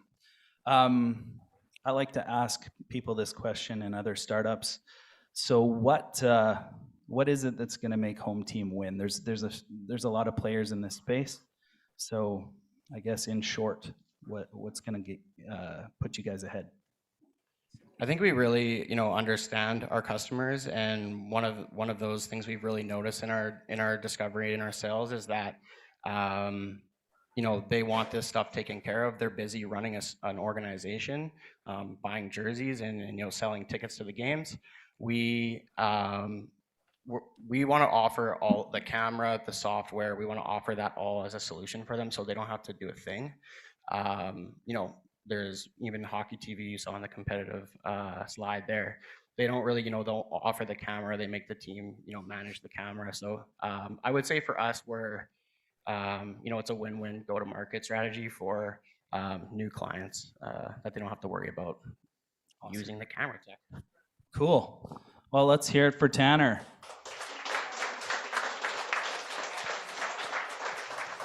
All right, let's send it back to Zach and Tim in Edmonton. Awesome stuff, Saskatchewan. Good work, Tanner. Good work, Calgary. We're back in Edmonton, back with another one of our sponsors, Chase from RBCX. What's going on? Does anybody here not know RBC? Everybody knows RBC. What's going on, Chase? How's it going? Welcome to the stage. Yeah, thanks. Thanks for having me here. Chase is not only with RBCX, he's also participating as an investor with us. It's a great time to have him around the horn. How is it? How's the process compared to RBC? Oh, almost as good, not quite there, but it's been fantastic. I mean, for an investor diving in, it really gives you a crash course on what to look for. As an entrepreneur, it's phenomenal on advising you what to do, how to work with investors. No complaints.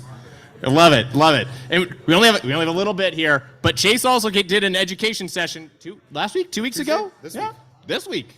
Time flies. How was it? What should they be looking for? They should come and look at that. What are they looking for? Absolutely. The education session was fantastic. Zach's a great facilitator for it. Session was all about debt for startups.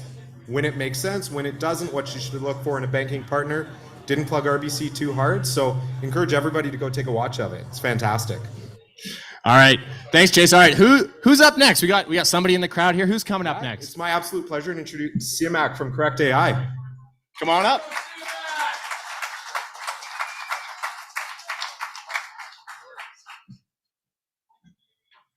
Thanks for the cool introduction. I appreciate it.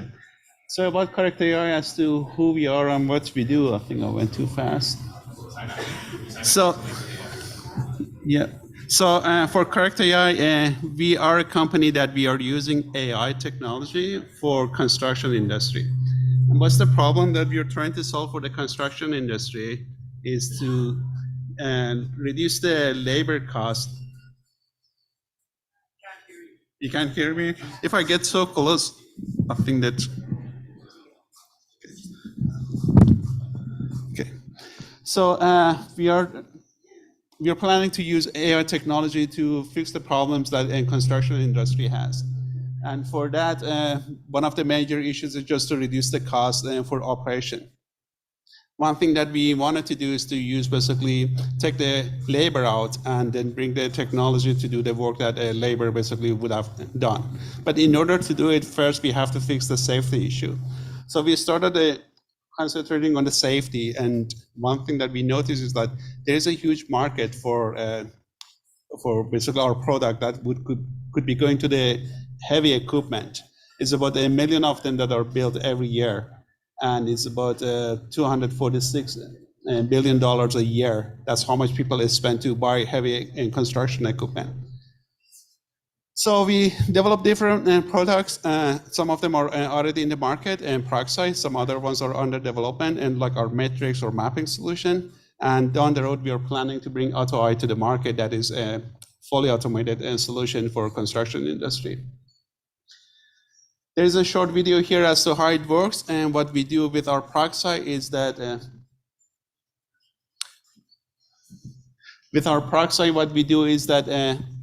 we are trying to mimic what a driver would do with eyes and brain. What the camera does is that it sits on the exterior of the vehicle on the blind spot, either onto the back or to the side, sees in danger, whether human, vehicle, or if there is a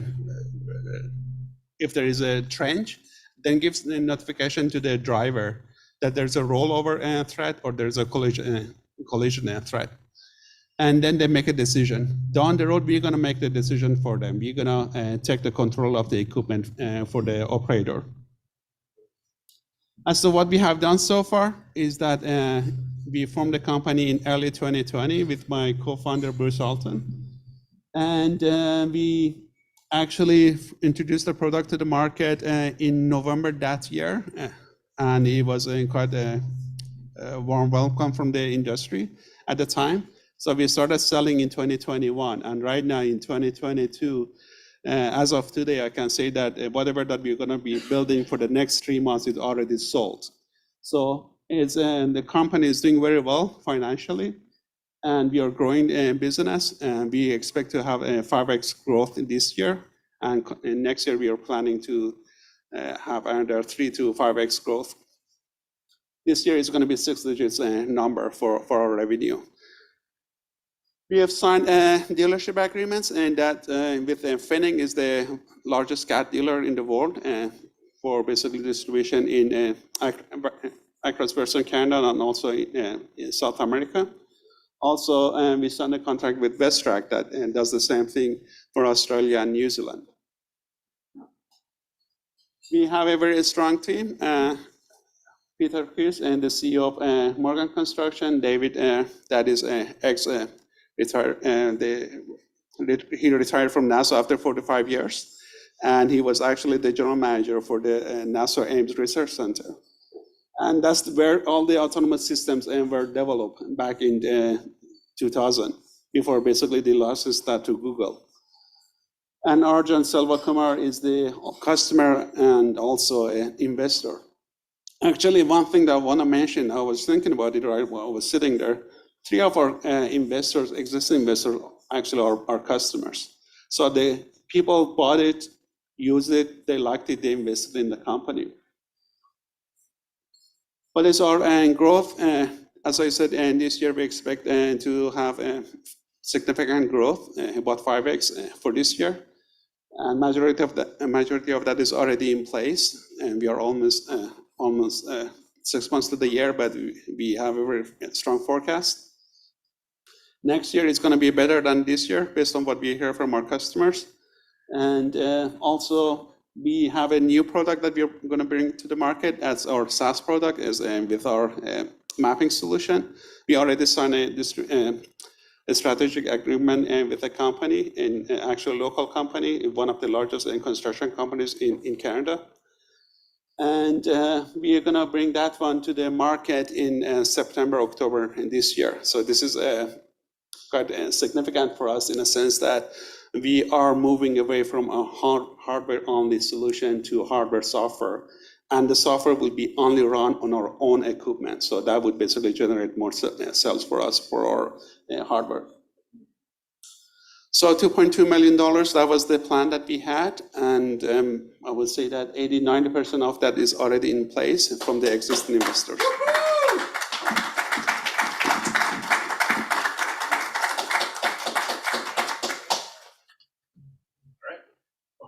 Great job, CMAC. We have questions from Kevin Peterson, owner of multiple parking lots, soon to be owner of multiple startups. So here to ask you some questions, and we didn't tech the lighting with this guy, so we'll see how this goes. Thanks, Tim. So great presentation. Congratulations on where you guys are at. Can you tell us really quickly what's been happening with the company like since the initial summit? Like there's been a lot that's been going on with customers and orders and whatnot. Can you talk about that really quickly? So yeah, right now we have about 14 paying customers, and it's growing almost every day. Right now it's growing for us, and we, as I mentioned, we have more than $1 million basically POs on our hand that we have to fulfill. So we are working day and night literally to finish the product and bring it into the market and basically give it to our customers. As of today, I could say that we have about 125 systems in the field, and we expect to have about 300 systems by the end of the year. And a little bit of cash would probably help with that. Yes, for sure. Yeah. Super. And then the other question I had for you was, what was the turning point for you when you knew this thing was starting to get big, like it was going to start to take off? So there were a couple of events that happened that gave us a lot of hope. So first one was that when Bruce actually reached out to some of the executives of the local construction companies, and then they said that we will let you participate in the RFI that we have, request for information at the time. And they asked 18 different companies around the globe to participate, and 11 of them responded. And after that review, 3 months review with all of their basically branches across North America, they had 30 branches. They came back and said Correct AI was #1 that they chose. So it was early days for us, and we were quite excited. And they bought only a few systems. It wasn't 3,000 systems, but it was quite significant. And you were competing against some big companies, yes. I'm assuming. Yes, and the second point that happened to us was that when we introduced ourselves to Westrack in Australia, and then we had to go through their qualification process. And again, they did a review of 5 different companies, and they picked Correct AI to carry that product for their safety solutions. Again, that was quite significant for us. That validates the basically technology that people are willing to pay and use it. Well, that's a great stage. Super. Thanks so much.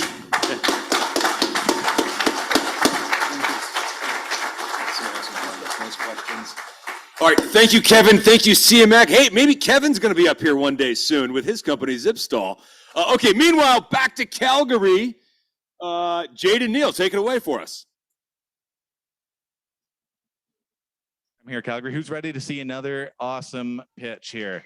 Let's get some energy up. All right. Now, before we get into it, I just want to take a minute and appreciate this amazing place we've all been able to gather in here today. And to introduce our next pitch is going to be somebody from Platform Calgary, and Curtis is going to be asking some questions. So I'll hand it over to Shanika here. Hello, beautiful people. You all look excited and a little bit exhausted, so I promise I'll be quick.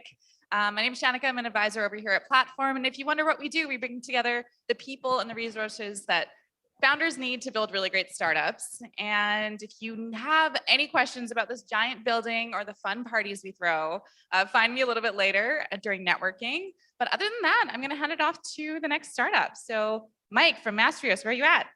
Ah, there you are.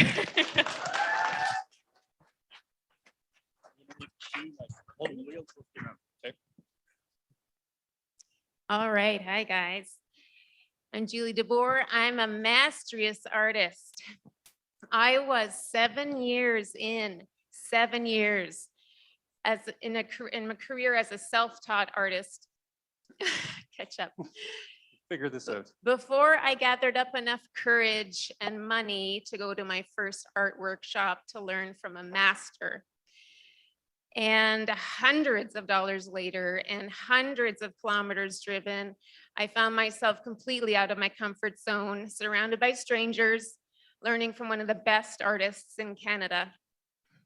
Little did I know that what I would learn that weekend and the connections I would make would change the trajectory of my career forever. Learning from the master, his technique brought skill and joy to my practice that I never would have found on my own. And the connection I made with him as a mentor that followed was pivotal. So now I am a successful, well-respected, internationally collected artist selling my work for thousands. So if that experience had been easier, more affordable, more accessible, and less intimidating, I would have taken that step much sooner. But now I'm being mentored at Mastrius because yes, I am a founder, but heck yeah, I'm a customer. And I'm launching my skills and my business farther and faster than I even did before. Thank you. Thanks, Julie. So at Mastrius, we've discovered two groups that are trying to connect with each other. Motivated creatives like Julie, who have hit their DIY ceiling and are trying to find somebody to help them get past it, and craft masters who long to give back from a lifetime of experience, but need someone to make it easy and profitable for them to do so. Our research has shown that there are over 200 million creatives that are actively trying to get better at their craft. And there are over 5 million masters that would love to give back if only they had the opportunity. This creative training industry is massive. It's worth over $200 billion. It's fragmented, it's large, it's very underserved. In a strategic move, Mastrius has decided to start in the niche vertical of fine art painters. So we connect these two groups in our mentorship marketplace, where creatives purchase a monthly membership for mentorship from their choice of craft master in a small group of peers. And these groups meet regularly over video conference and can stay together for as long as they wish. Now, there's certainly other platforms out there serving creatives. Our unique differentiators are high value combination of feedback from an expert and a curated community of peers. And what these pre-recorded training platforms have all discovered is that interactivity is the holy grail to customer retention. We've solved the interactivity problem, the retention problem. Our retention results show that negative churn begins after 4 quarters, giving us this coveted smiling retention curve. And a growing number of our members are purchasing multiple memberships to fast track their art career. In the 19 months since launch, we've had incredible growth. We are now at $500,000 GMV. We're growing at 3x revenue annually, 4x membership annually. 98% of our revenue comes from recurring revenue, 475 memberships, 80 masters join us from all over the globe. What that means is I want to invite you to join us in our $1.5 million seed raise, which will grow us to 4 million GMV. To do this, we'll expand the pace of our mentor onboarding. We will increase the reach of our public-facing live events, ultimately becoming the go-to brand for fine art painters. And we'll add the first of many verticals. Our next vertical is photography.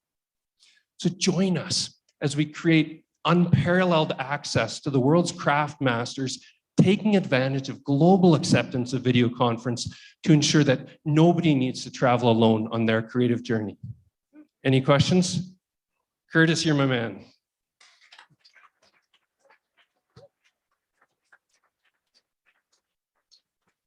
Thank you. Thank you, Julie, for sharing your story and inspiration for Mastrius. What an incredible story. So thank you. So Mike, I have one question for you, but really two parts. How does this scale and grow, and how big are those next verticals that you're targeting? Great question. I might have a slide for that. So Mastrius was purpose designed to be a fast scaling, high growth, venture funded unicorn potential startup. Our easy to join, self-replicating organic model meets the needs of a world in change. And our results show that our high credibility, high sticky platform creates the basis for a high referral marketplace. So our go-to-market roadmap, as I said, starts with fine art painting and using what we're calling an adjacent market referral strategy. We're able to grow into photography, and from there into digital arts and game design, and then from there into basically every creative vertical across the globe. Amazing. Thanks so much, Mike. Thank you very much, Julie.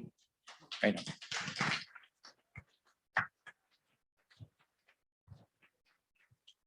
All right, now we're back to Saskatchewan. Jesse and Kenzie. All right, great pitch out of Calgary. Way to go, Mastrius. Very excited to come on back. You're actually blocking the camera real quick. Yeah, there you go. Our next presenter is so excited. He was just raring to get on board. I got this exciting device here you're going to learn all about in just a minute. But first, I got to bring up our next introducer, Ariel from Innovation Place. Come on up. Hello, everyone. Jesse, Yeah. how's it going up there? It's going fantastic. Yeah, the weather's a little different up here than it is down there. You have been such a wonderful host for us here with Startup TNT. You host us every time we host one of these big events right here at Innovation Place. Why don't you tell us about what's going on at Innovation Place recently? It's some new and exciting stuff happening, isn't there? There's lots going on at Innovation Place. And might I just add, we are thrilled to have Startup TNT here every single time. You're not allowed to leave, actually. So No, it's in the contract. thank you so much for coming back. Lots of exciting things are coming up. To be determined, we're kind of quieting down with some programming right now over the summer. So we're looking to chat with everyone who's in the park, see what the needs are, how we can help moving forward. And yeah, the government's goal is to triple the tech sector by 2030. So we're here to help do that. And so is Startup TNT. So we're really happy to have you. Yeah, that's what we're all about here at Startup TNT. We've actually, thanks to a great partnership with Innovation Place, we've raised almost $1 million for 8 companies here in the province. Ooh, right? That's very awesome. exciting. And I think we're going to cross that mark tonight. We're going to cross that $1 million mark. We're going to cross it. Yeah, we are. I have faith. Right. And one of those companies that is presenting our next company actually is one of our very own. Yeah, absolutely. Yes. Right. Why don't you tell us a little about our next company? All right. Well, pitching is Mike with Luxsonic Technologies. They're actually one of the startups here at Innovation Place. We have about 200 startups since we've been keeping track anyways. So I'm not going to talk about the company because I think Mike's going to do a much better job at that. Yeah. So without further ado, Without Q&A. Yeah, and our Q&A facilitator is going to be Hassan. He's going to be coming in live from Regina. Unfortunately, he couldn't make it today, but he's our top gun. Here. Hassan's the best. He was Yeah. actually just on our episode of Startupville that was released today. Oh yeah, another great thing with Innovation Place. Without Another further great ado, thing. All right, Mike, the stage is yours. Hey, everyone. Great pitches so far tonight, hey? It's been amazing. Great pitches. So thanks, everyone, for being here. Let me see if I can figure out how to work this gizmo. There we go. That works. Okay, awesome. So in addition to being the CEO and co-founder of Luxsonic, I am also an adjunct professor in medical imaging. And so I've seen firsthand how important radiology is to the healthcare system. Thousands of conditions, diseases, and traumas are diagnosed and monitored with medical imaging. It is really the core of the healthcare system, but radiology is facing a crisis. The demand for radiology services is outpacing the supply of radiologists. There are literally billions of people around the world who do not have access to radiology services, and this is just as much an issue in Canada as it is in Kenya. So one way we can solve this problem is to create better tools to help radiologists do their work.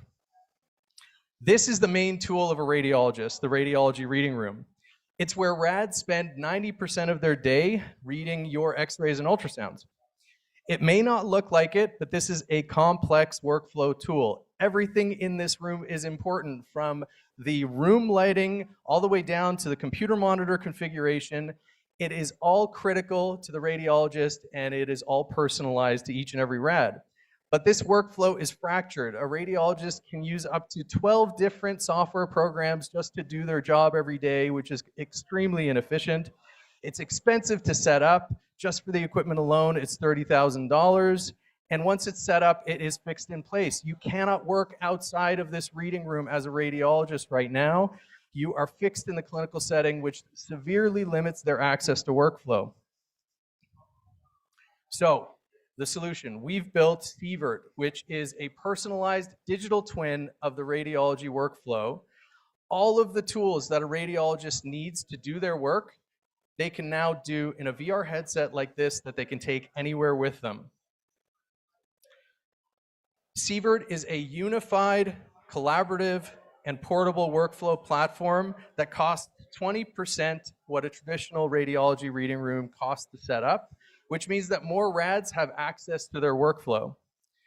It can be used anywhere there's an internet connection. So that means that RADs can turn around patient cases much faster. And this flexibility leads to a much better work-life balance for radiologists. This is a game changer for the way radiologists work. And it is really transforming the radiology workflow market. Speaking of which, this is a very large launch market. In North America alone, we have 30,000 potential enterprise customers.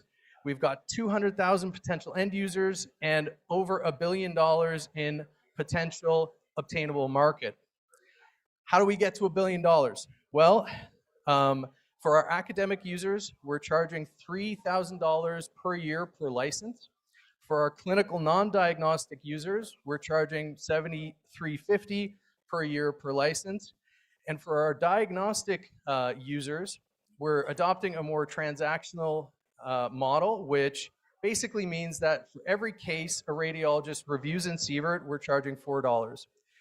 If you look at 20% market capture, we're looking at $1 billion in obtainable recurring revenue per year. And we have the team who's done this before. We are innovators, entrepreneurs, medical experts, and even a former executive from Philips Healthcare, John Huffman, who happens to be one of the fathers of digital medical imaging. John has previously scaled multiple innovative radiology companies, and so we're extremely happy to have him on our team and helping us scale. Since we first talked 8 weeks ago, a lot has happened. We're currently negotiating with 3 of the largest healthcare companies in the world who have a combined revenue of $60 billion per year. We're actively working to expand 4 of our paid pilots into 6-figure customers over the next 6 months. We have a growing sales pipeline, and we're currently pursuing a contract with a 67-hospital IDN in the US. We really feel that our rocket ship is about to take off. And your investment is going to help us launch. In 2022, we're a 20-person Canadian startup. By the end of the year, we expect to have at least $500,000 in recurring revenue from our Sievert platform alone, and that doesn't count our contract revenue. Your investment will unlock our ability to scale more quickly by bringing in a small direct sales force. That sales force will be the catalyst to help us grow from a small Canadian company into a multinational corporation by 2026 with a global presence and expected revenues of $200 million. Now is the time to join our team as investors. Don't miss your chance to help us transform radiology and the healthcare around Canada and the world. Thank you very much. Woo! Way to go, Mike. All right, we got Hassan coming in from Regina. Hey, Jesse. And he was your lead investor. Take it away, Goose. All right, thanks, Jesse. Hey, Mike, how you doing? Good. All right, great pitch. Sorry I couldn't be there. I was planning to, and then I guess you could say the jet broke and I couldn't make it up there. Next time. Yeah. So really like what you've done with the pitch. I noticed you changed it since the top 20 night, which is great to see. Technology, I really believe in it. As I said before, I think this is a great opportunity for this tech and for the investors. My background, we use this kind of stuff, or I've at least been exposed to this kind of stuff quite a bit. And I know you've got a couple of pilot programs going on with organizations down in the States. How many radiologists do you think have been exposed or used this tech, and what's the feedback been like from them? Yeah, so we've tested Sievert throughout our development process. RADs have been involved in the process from the beginning. We've literally had hundreds of radiologists try Sievert. In fact, we had a radiologist at our office today who'd never used VR, never had no idea what she was getting into, and the feedback was phenomenal. They love what we're building, and when they put this headset on and they realize they're not chained to their workflow, they can work anywhere. It's a complete game changer for them. So We've had fantastic feedback. All that feedback goes back into product, and we're really pumped for where we are as a product right now. Awesome. That's great. And you know, the tech itself, I mean, it's VR has been applied to lots of different areas. How come this hasn't shown up already in this landscape? That's a fantastic question. So putting a medical image in VR is not complicated. What's complicated is everything else. Integrating with an entire healthcare system, integrating with a fractured healthcare system where you have 30 different pieces of software that you may have to integrate. Our IP, our team, our experience, that's what prevents other people from doing this before. It's difficult to do this. It's difficult to build a enterprise medical device in VR, and there isn't just a lot of experience in the world in what we're doing. So we're first to market here. Awesome. That's great to hear. We'll leave it there. Good luck for the rest of the night, and I'll hand it back over to Jesse. Awesome. Thanks, Hassan. Thanks, everybody. Thank you. And we're going back to Edmonton at the halfway mark here. I think we're a little over halfway, aren't we? Zach and Tim. We might be a couple minutes behind schedule, but you know what? The crowd is having a good time. How you feeling, Edmonton? How you feeling? Let's hear it. Listen, I'm really happy to introduce one of our sponsors, KRP, for the third time tonight. They are from Edmonton. We've got Cody from KRP. Let's hear it for KRP. Thank you, Zach. Thank you. Cody, I don't know if this crowd fully understands just how important KRP is to the accounting world here in Edmonton. There's a building with your name on it. There is, yeah. If you look just across the river as you're crossing over, you'll see our nice little sign up on the top. So thank you. Do you have any crazy accounting stories? As you know, crazy accounting stories. Crazy accounting stories. What do you have? Have you ever seen Ozark on Netflix? One of my favorite shows. That's what when I think accounting, that's what I think. It is nothing like that. Trust me. Crazy in accounting, 2 words do not go together. But Cody, how did you get into accounting? I've heard that you started off your career as a welder. I thought I would be a welder. Yeah, so interesting kind of full circle story in the accounting world for me. After school, decided I'm going to go into the trades industry, be a welder, work at a machine shop. 2 weeks. Wasn't for me.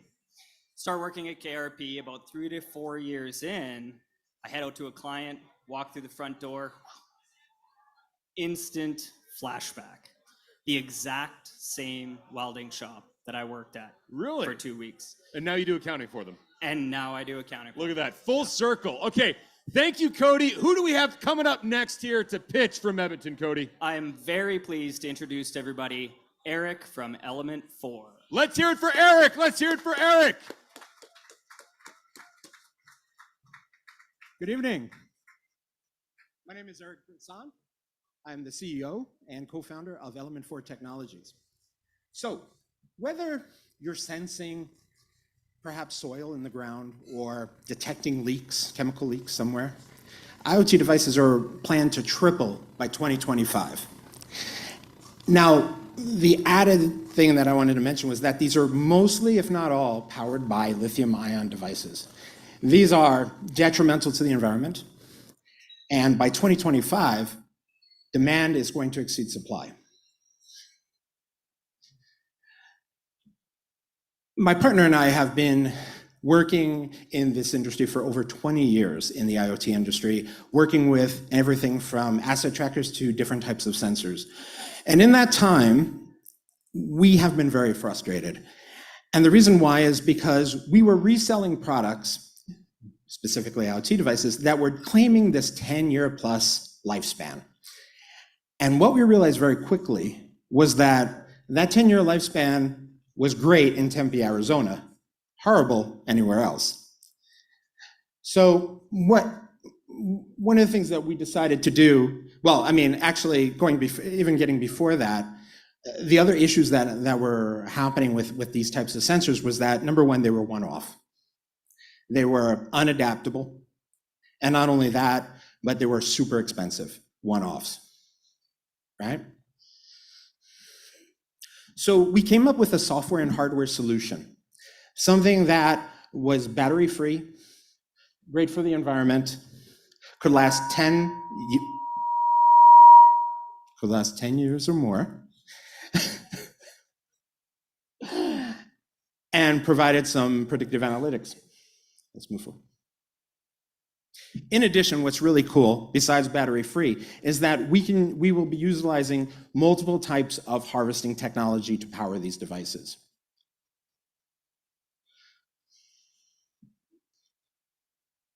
Next one. To accelerate time to market, we've developed the E1 device, battery-free, solar-powered, with a snap and sense component that allows us to easily integrate multiple sensors into the foundation. In addition, our software platform provides analytics, visualizations, and predictive analytics utilizing machine learning and advanced, what was this going to say? And advanced algorithms. Thank you. The two key components of our device is that it is very adaptable, very low cost, reduces the barrier to entry for B2B businesses, which is going to disrupt the market. As we speak, we are currently putting together our patents are currently being processed, and we have 120 units ready for July to be sent to our strategic partners.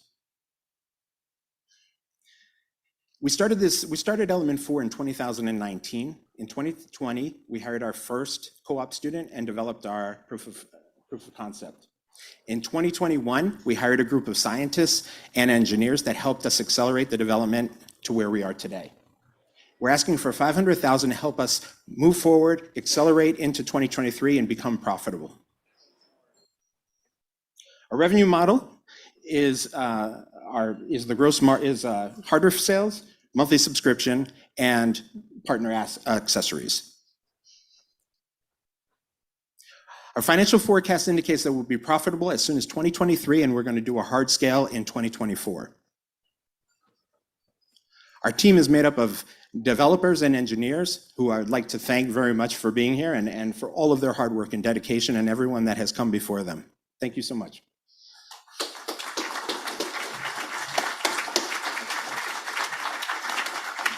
All right, here to ask questions is James Freeman. This guy knows more about IoT than just about anyone I know, and he's one of the most thorough DD members of our investment team. James, take it away. Thank you so much. Eric is an electrical engineer. Jocelyn wanted me to do this. As an electrical engineer, I love doing the due diligence on your firm. It's not easy integrating IoT right from sensors right through to cloud. Talk to the investors about your snap and sense concept and why that makes you different. Yeah, snap and sense technology is something that we came about due to our frustration with trying to attach third-party sensors to our asset tracking equipment.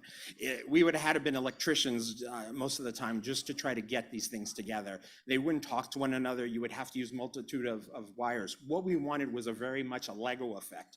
We literally would send, anybody who wanted to switch out sensors to our foundation could do so very easily without any type of learning curve.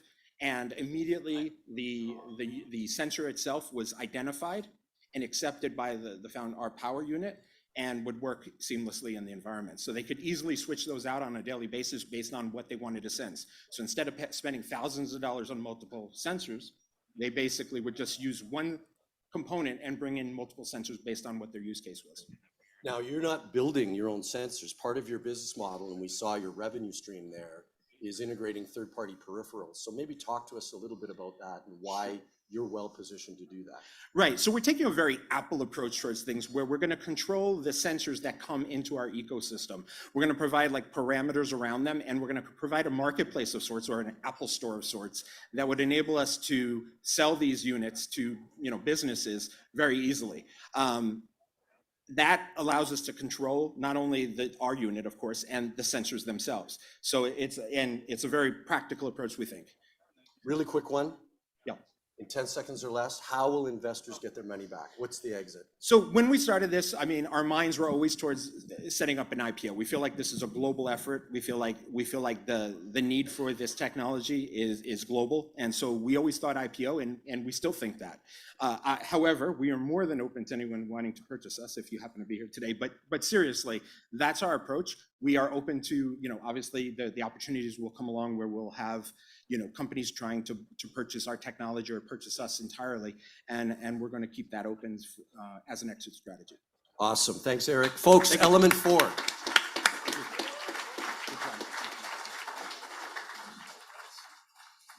All right, thank you, James. Thank you, Eric. We're going to head over to Calgary for the next pitch. Neil, Jade, what's happening? Calgary. All right, everybody in Calgary, ready to see another pitch? All right. Okay. To introduce the next pitch, we have a good friend of mine, somebody with the best shoes in Calgary, is going to talk briefly about his company and all the amazing work he does in the ecosystem. And then we're going to have some questions asked, and Jade will introduce them. Yes, thank you, Neil. Well, again, I'm always proud to be here. Peer Guidance is a group of entrepreneurs that are helping entrepreneurs. We got a partner here, Mo. We're always here to give back. We work with companies like Denise and a lot of the startups in here. So more of the pitches and less of me is a good thing. So I'm going to skip a lot of the Peer Guidance stuff, and I'm going to introduce our next guest. And I just wanted to say he's literally fresh off the boat. And I'm talking about the Good Lawyer boat at Collisions for AltaGreen from Propra.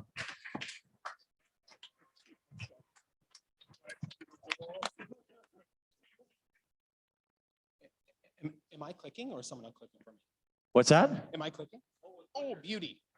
Thank you. There we go. Important detail. I thought Mac was going to do it for me. Another frustrated tenant. Why is this happening? In my 15 years of property management experience, I've seen this problem firsthand. Landlords and property managers spend hours every day on manual processes and point solutions. It's a disaster. There has to be an easier way. I'm AltaGreen. I'm the co-founder and CEO of Propra. We've built an all-in-one solution so that property managers and landlords can focus on their business and manage it from a single browser tab. How do we do this?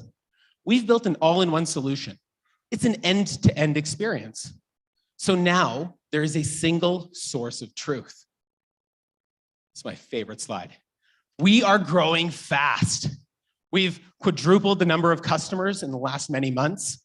We have a wait list of 17,000 doors. That's over 400K in booked MRR. This was supposed to be hidden. I'll do this slide anyways. We're expecting to see 64% month over month growth. We turned on our MRR on May 1st. We're already over 2,000 doors live, and we're working away at that channel, and we're learning a ton along the way. We're building on my property management experience and time at McKinsey, where I changed the course of businesses, and my co-founder and CTO Craig's experience at Skip the Dishes, where he scaled the technology to what it is today. He also scaled the technical team from 30 to 300.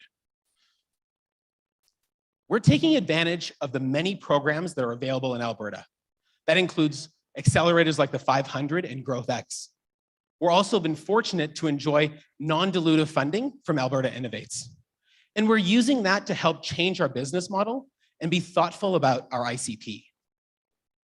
Serving landlords and their residents is a $25 billion market.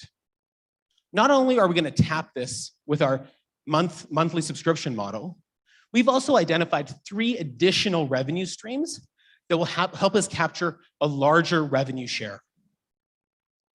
This round is about MRR, driving customer acquisition, and building some new features. Based on our traction so far, we expect to hit 200K MRR in the next 24 months. Join us to take advantage of this $25 billion opportunity. Thank you. Awesome. Great job, AltaGreen. Great job. I think some of the other centers are going to have to take a look at how good we do our pitches here in Calgary. But to do the Q&A is a gentleman who's an investor here. His name is Mac Andrews. He's exited his business. So Mac, take it away. Thank you very much, Jade. So right before AltaGreen stepped out here, he said he was nervous, and I don't buy it. It's like a good nervous energy. Yeah. But definitely heart racing. You killed it. Thank you. So first question. I was impressed by how defined your ICP was at the start of TNT, but I'm under the impression you've increased the focus on that. Can you elaborate? So we've blown it up. And what we've learned is a handful of things. Because we're onboarding our customers, we're learning about the kinds of customers we want at this stage of the business. It doesn't mean that we're going to only be exclusive to a certain band, but because of that new thinking, we're more efficient with our resources, and our break-even point is actually 30% less. 30%. That's not bad. It's a big number. It's a big number. Yeah. So the macro environment is changing fast. It's changed since we first met. How have you adjusted? What have the last 90 days looked like for Propra? So we've been really thoughtful about this. And I think as an early stage company, it's really easy to have gotten lost in the old strategy, which was like 6 or 10 weeks ago, of like grow big, grow fast. And there's a huge difference when I hold it up to my mouth. Thank you. There's a big difference when you're thinking about the old strategy, which was grow big, grow fast, frothy valuations, right? But as a startup, we should be really thoughtful about our resources. And so that's what we've done. We changed our burn. We're adding these new revenue streams. And we're really thoughtful about how we're spending our time and where we're spending our time. Because it's easy to spend time sort of on a shotgun strategy, but let's be really specific at this stage of the business so that we can grow really quickly and repeat that process and really build something special. I think that makes a ton of sense. And when you say reduce your burn, I know you reduced it by 30%. So that shows a ton of discipline, and I'm excited for what you have going on. Thanks, Mac. Great job, Al Karim. And Jesse, Kenzie, back to you in Saskatoon. Thanks, Jade. Welcome back to Saskatoon. We're having a good time here. I'm going to introduce Tommy from BDC, and I did bring my notes. Jesse was gracious enough to prep some notes for me, and he said, ask Tommy if he's been busy with a new baby. I wonder what, from a mom, I can say, yeah, for sure. I'm going to ask something maybe a little bit more in depth than that. But Tommy, how you doing? You're at home. You had a new baby. Things going well? You betcha. Yeah, no, thanks again for accommodating this tonight. I know I'd love to be there personally, but virtually just kind of made it a little bit easier. Wife is happier I'm not away. I got a 2-week-old newborn and a toddler running around upstairs. So just makes it a little more conducive. Awesome. And Tommy, last week I was actually with a founder who happens to be in this room, and he said Tommy is the man. He's the person to talk to at BDC. So just an FYI. How's BDC doing? How much capital has been deployed in the last little bit? Good. I appreciate the comments. Yeah, like our team is growing, our BDC nationally as a group, but just in terms of our deployment of capital, it's always, we're definitely doing a lot of that, and our venture capital partners are highly active in all of our funds as well. So yeah, for those unfamiliar, BDC is a bank dedicated exclusively for entrepreneurs. And one of my colleagues in Calgary mentioned it today, Michael, he said, we're the growth engineers and we're long-term growth partners. So that's the biggest focus for us, is helping tech entrepreneurs out there scale their businesses by providing non-dilutive growth capital and advice. So I'm just happy to be in this SaaS market as your local tech champion. We're lucky to have you. Now it's a little bit of Shark Tank style. You see a few things behind me, so I'm going to let you introduce the next presenter, SupraCut. And what I do want to mention is they're from Swift Current. So not only do we have Regina, Saskatoon, but we round out in Swift Current, and we're really happy. So take us away, Tommy. Thank you. Yeah. Thanks for that. Yeah, with that being said, on behalf of BDC, really excited to get the opportunity to introduce SupraCut, Kevin. Really cool product that is enhancing the food and beverage experience. I'll let you take over, Kevin, but I personally wish this existed when I was worked in the hospitality industry for sure. So Kevin, stage is all yours. Thanks, Tommy. Appreciate that. And you know what? Good way to start. We appreciate the efforts of BDC and EDC coming up in the near future here with us as well. So Anyways, I'm Kevin Sakash. I'm the co-founder and co-inventor of SupraCut. Pretty sure everybody's wondering how a slice of fruit on a glass is going to turn into a global company, but we'll get to that in a few slides. Anyways, the problem in the industry right now, what's happening is handheld cutting fruit is time consuming, it's wasteful, and obviously just coming out of COVID, it's very unsafe and hygienic. So the SupraCut is actually going to change the market for that. What we're going to do and what we've evolved here in the machine is a safe and hygienic way to cut fruit.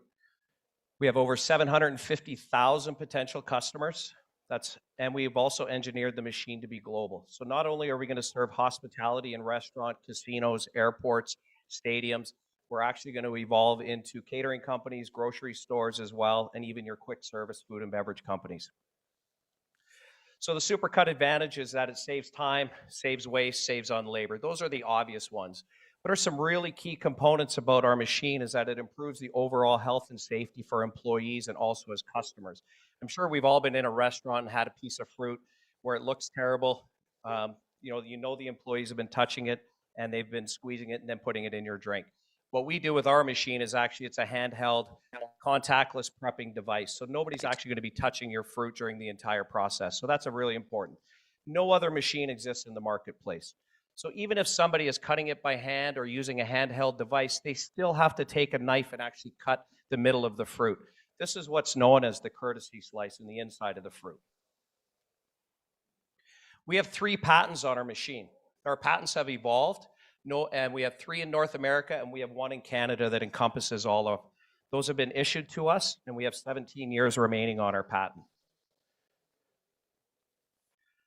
This is actually an example of some of our clients that have either ordered machines already or are actually in the process of running pilot projects.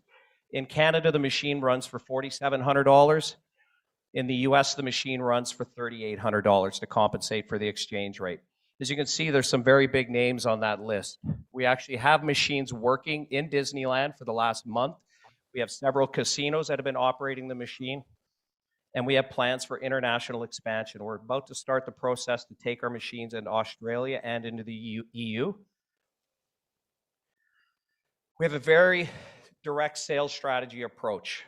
Our entire focus is to maximize on profit. As you can see in the beginning of the presentation, we had a slide from our national restaurant show that we were just at in May. This is an actual invoice from Dallas Cowboys Stadium. This is AT&T Stadium who's actually ordered a machine, and we're actually supplying them with a second machine due to the volume.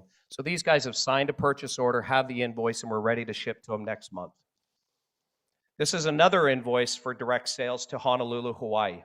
This is for 2 units for Waikiki Fish House. They actually have 2 locations there. So these are actual customers that have placed orders. We also have live pilot projects, like I mentioned. Right now, we have a high-end resort in Florida. We have Palace Casino in California, and we also have Disneyland operating. And when I say that Disneyland is operating 2 machines, this is in 1 restaurant. They have 25 different restaurants. They have 3 different hotels in there. We're not talking 2 units. We're talking multiple units that they're going to purchase and put it and make consistency across the entire park. Here's where it gets a little complex. I have 5 minutes to tell you about the last 4 years. Bottom line is we're production ready. We've certified, we've patented, we've made our materials, we've gone through the engineering process, and our inventory starts to arrive next month. We have an estimated gross profit of $1,400, 45% margin. Anybody can do the math at 1,400 times 1,000 units. The company becomes very profitable very quick. We also have the ability to sell extra blades. We have a reoccurring revenue system. The machine is designed that you don't have to do any internal maintenance, but the customers do have to buy new blades occasionally. That's a reoccurring revenue. Just want you to think about Gillette razor blades, right? It's actually not a cost to the customer. The customer right now is buying cutting boards and buying knives. They're basically just shuffling that cost over to us. So as you can see, we have a very rapid and strategic growth plan. We have enough materials ordered to get us through until the end of 2023. Supply chain is a major issue. With the help of our investors, not only have we completed the project, but we have ordered materials to meet demand. That's why you can't get a car. Computer chips are in high demand. We've secured our computer chips. We have them in place. All we have to do is keep our production line running. That's an entire different conversation if anybody wants to have that with me. So as you can see, we have very modest projections for the rest of the year. I know we're going to move more than 250 units before the end of this year. We're going to be setting the stage for rapid growth in 2023. As you can see at the bottom of the slide here, this is actual images from our production facility in Singapore, certified, ready to go, materials in place, gone through quality checks, and the employees start training this month. The experience management team. I got to say that I have an entire team behind me. I have a business partner, Barry Mann, who's very well involved in the company. We have a board of directors and an advisory board. These individuals are very sophisticated individuals in logistics, financing, acquisitions, and we have a great team behind us. So without their help, there's no way I could do this on my own. D&K Engineering, they're in Singapore. If you were to actually meet the individuals that designed and engineered the machine and the partnership that we've created over the last 4 years, they're more like family to us now. So they actually handle the contract manufacturing. I would encourage you to take a look at D&K Engineering. They're one of the top facilities in the world. They do a lot of work with Fortune 500 companies. D&K Engineering's worked with HP. They do military contracts. They do medical devices. We believe we picked the best people in the industry.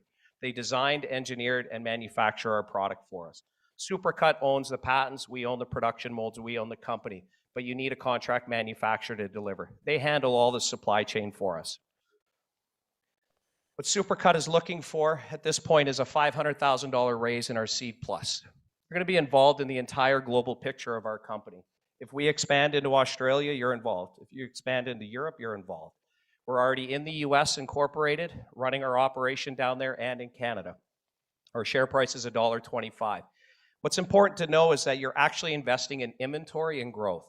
You're not investing in the actual engineering. That's already been done. Our existing investors have already funded that. Just to give you an idea, we've invested $2.7 million in the engineering of SupraCut so far. We invested $270,000 in our prototyping phases, and we've also invested $750,000 in our production molds, which is where EDC will come into play very soon. To finish this off, I can't thank enough the Nicoletian family, Brian and Lenora. There's an entire group of investors behind us. We have over 50 investors that have been with us for 4 years on this journey. So I hope you guys take a serious look at us, join the investment family, and let's cut fruit. Awesome. Thank you, Kevin. SupraCut. I'm going to introduce Colton Wiegers from Wiegers Financial and Benefits to do the Q&A. All right, perfect. Bring in the numbers guy. Kevin, excellent work. People here know I'm a big SupraCut fan. Hold on, I'm not on the screen yet. Right, yeah. You see it? Courtesy slice. Yeah, let me hold my cup up. Before I ask the first question, I think we'd like to see a live demo. Can we do that? You betcha, absolutely. Okay. I'm going to show you two different demos actually here. There's two different ways the machine will work. If you just want to make a wedge of fruit, that's really simple. All right, that's going to be used for your tacos. That's going to be lemons on Caesar salad. That's going to be lemons on your fish. All you have to do, take the fruit, place it, close the door. The machine's going to do the cutting for you in seconds. It's done. That's all right? finished before you finish Just your like sentence. that. Where it gets a little more complex is if you want to add the courtesy slice inside the fruit. Mother Nature only allows fruit to grow one way, and the pulp line runs vertically, up and down. So inside of our machine here, there's actually a blade. I'd encourage you to come take a look at it later. All the employee has to do is load the fruit up and down. Our patented technology will hold the fruit in place, and there's actually a blade in the back. So when I close the door, the machine will send the blade inside to the middle of the fruit. It's going to rotate inside the fruit. It's going to retract, and then it's going to make it into a wedge. Seems really simple, but the challenge behind the machine is making it NSF safe for food safety and electrical. It also has to put up with the demand of the high volume. Let's give it a whirl. All right, this takes about 5 seconds. The blade's going in, it's cutting the inside, it's retracting, and now it's going to make it into a wedge. There we go. If you need one for your drink, please do come up. We don't want to waste all these lemons and limes. We're going to be cutting lots. Yeah. It's on my drink. Yeah. There you go. That's actually two different versions of cutting fruit. It's not every day you get to do the live test in front of everyone. So I know we're on a schedule here. I don't want to chew too much time. So I got a question regarding sales. So talk a little bit about your direct sales plans, like how are you getting in touch with Disneyland and the Dallas Cowboys, and then what do these pilot projects look like? Are they paying? They know what they're going to be paying? Just break down that a little bit more so we understand what's on the table currently. Yeah, that's a great question. Most people in the industry will go direct to a distributor and hope that they're going to sell it. You got to remember, there's only one SupraCut in the world that actually can put the cut inside of a fruit. If a business wants the machine, they have to come get it from us. It's not like selling plateware where you have an option of different plates in your restaurant. If you want the SupraCut, you come to us.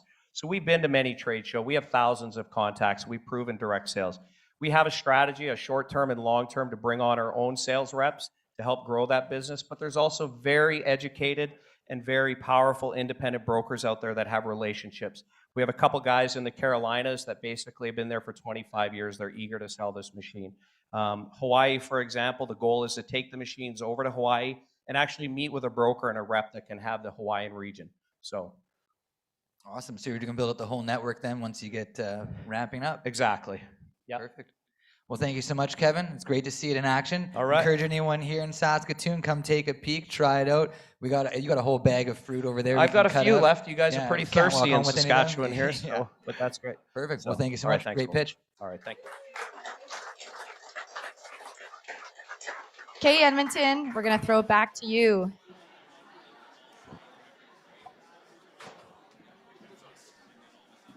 Here we are, Edmonton. How's everybody doing? We got 2 more Edmonton pitches tonight. And I'm here with Cody. Jean-Luc. It's been a long night. It's okay. I thought it was Cody again. I'm here with Jean-Luc from BDC. How you doing, Jean-Luc? Doing really well, Zach. Yourself? Tell me, Jean-Luc, what's your favorite part of being a banker?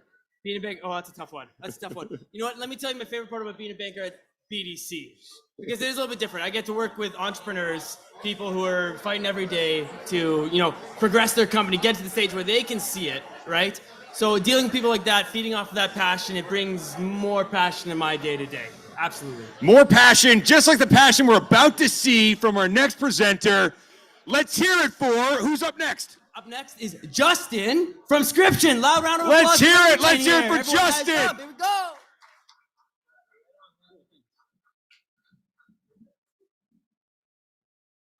All right.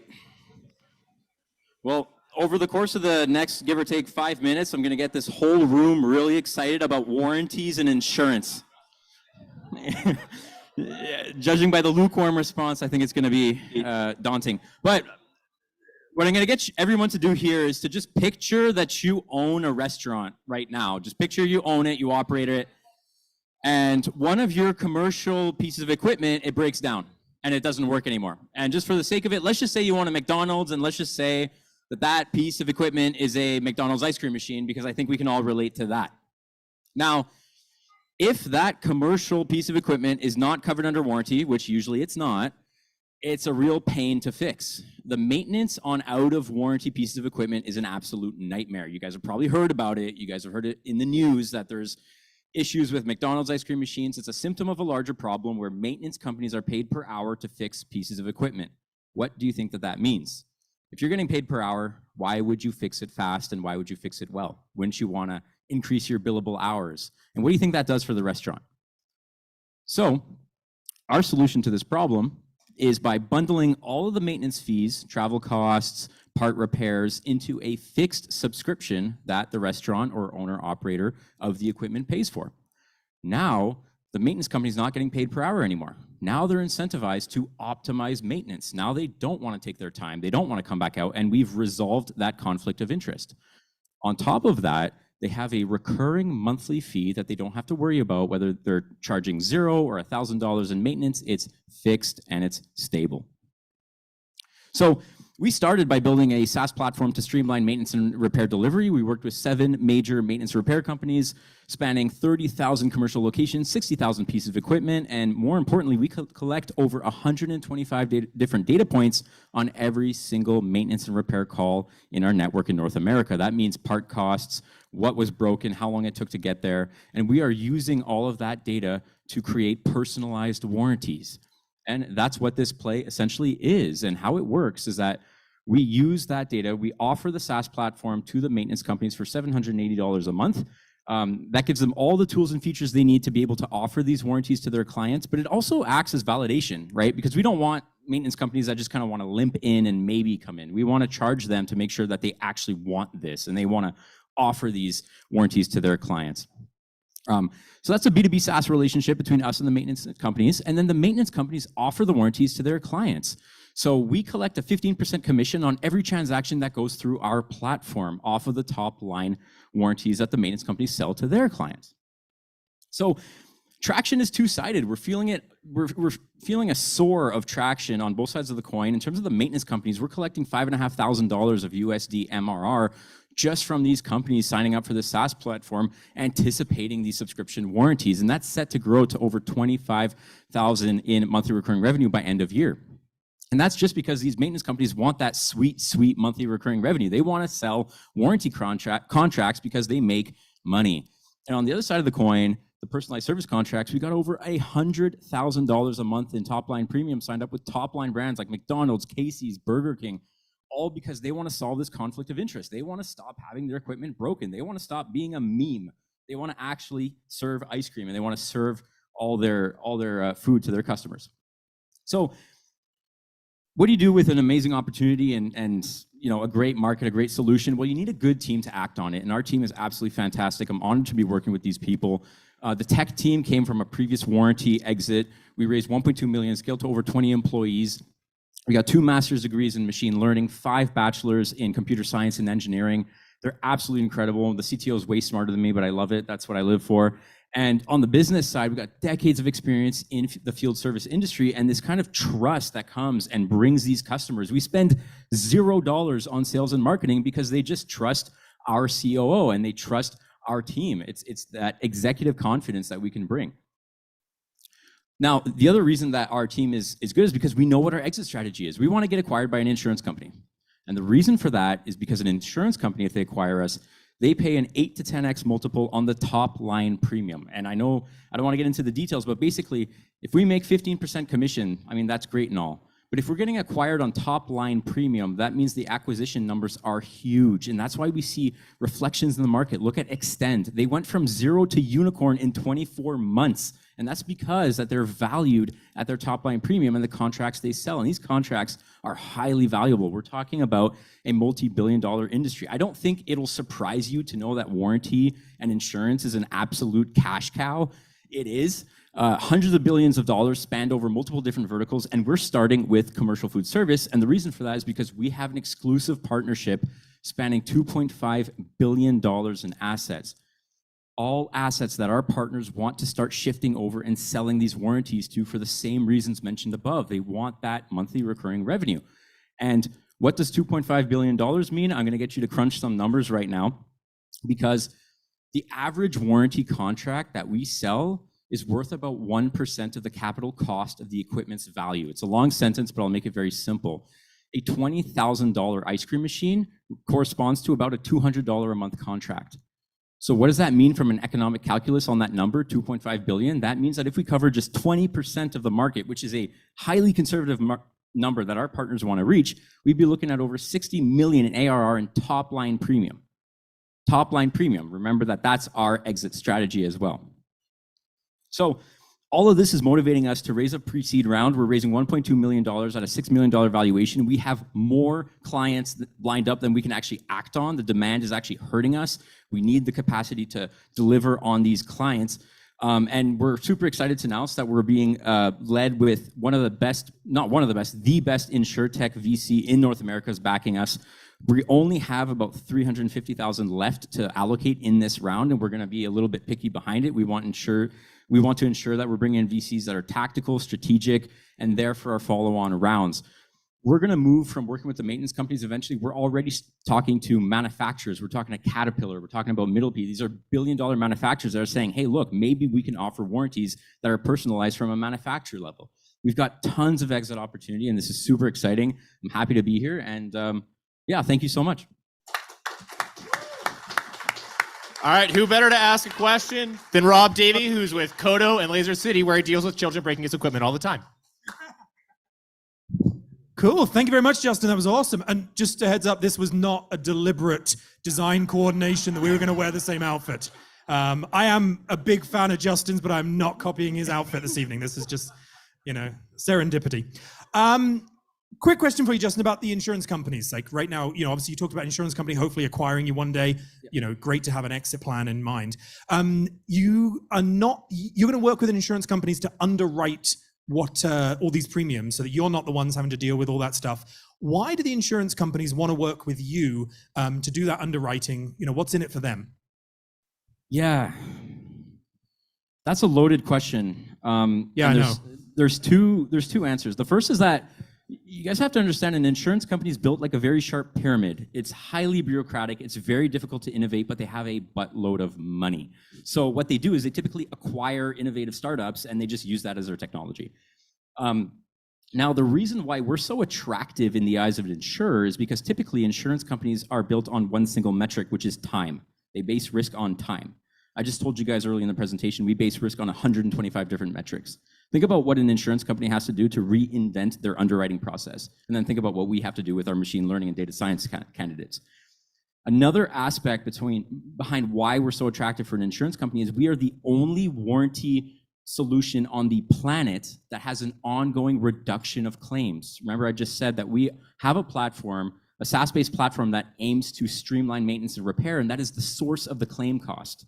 Other extended warranty programs have no control over the claim volume year over year. We're the only one that can do that. So that's why the insurance companies have eyeballs on us.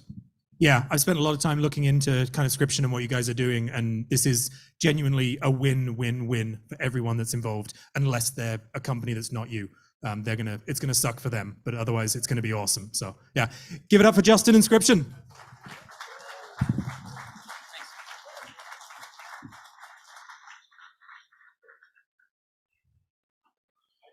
We had some technical difficulties in Calgary, so we're jumping the schedule a little bit. We're up. Yeah, Ben. So CBRE they've presented a few times. We have, yeah. Yeah. So they know all about CBRE, but let's get to know a little bit more about you, Ben. Okay. Right. So how did you get into real estate? Why don't you come a little closer to me here? So I've been in real estate for about 6-7 years now. I came over. I used to work for a local potash company at Campotex.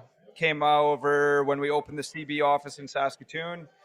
We've been lucky enough to be involved in some deals for some of in the tech space as well. So excited to be here. Yeah, you have done some pretty exciting deals in the tech space, right? We've been lucky. Two of Saskatoon's biggest companies, actually. We've been really lucky in that sense. Yeah. We represented the landlord on the Vendasta deal. We've advised 7 Shifts on their new office deal. So yeah. So if you're looking for space, right? So like CBRE, obviously, you got to buy some space, but it's more than that, right? That you do at CBRE. It is, yeah. I think everyone here should just understand what your space means, right? Like it's a place where you can congregate. It's a huge part of your growth plan. So we're here for you. If anyone ever wants to talk, certainly doesn't have to be deal related. Reach out anytime. We're here, happy to talk. Absolutely. And it's appropriate, too, that you're talking about space because our next presenter is all about getting out into some really interesting spaces. Yeah, really enjoying some outdoors. Avid hiker. So it's a pleasure for us to introduce TrailCollective. And come on up. Annika May. Yeah. Thank you. Thank you so much.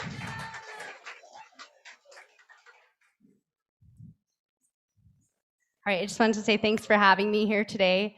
I'm Annika Meng, and I'm one of the co-founders of TrailCollective. So a mom believing that her kids are too young to go on a hike.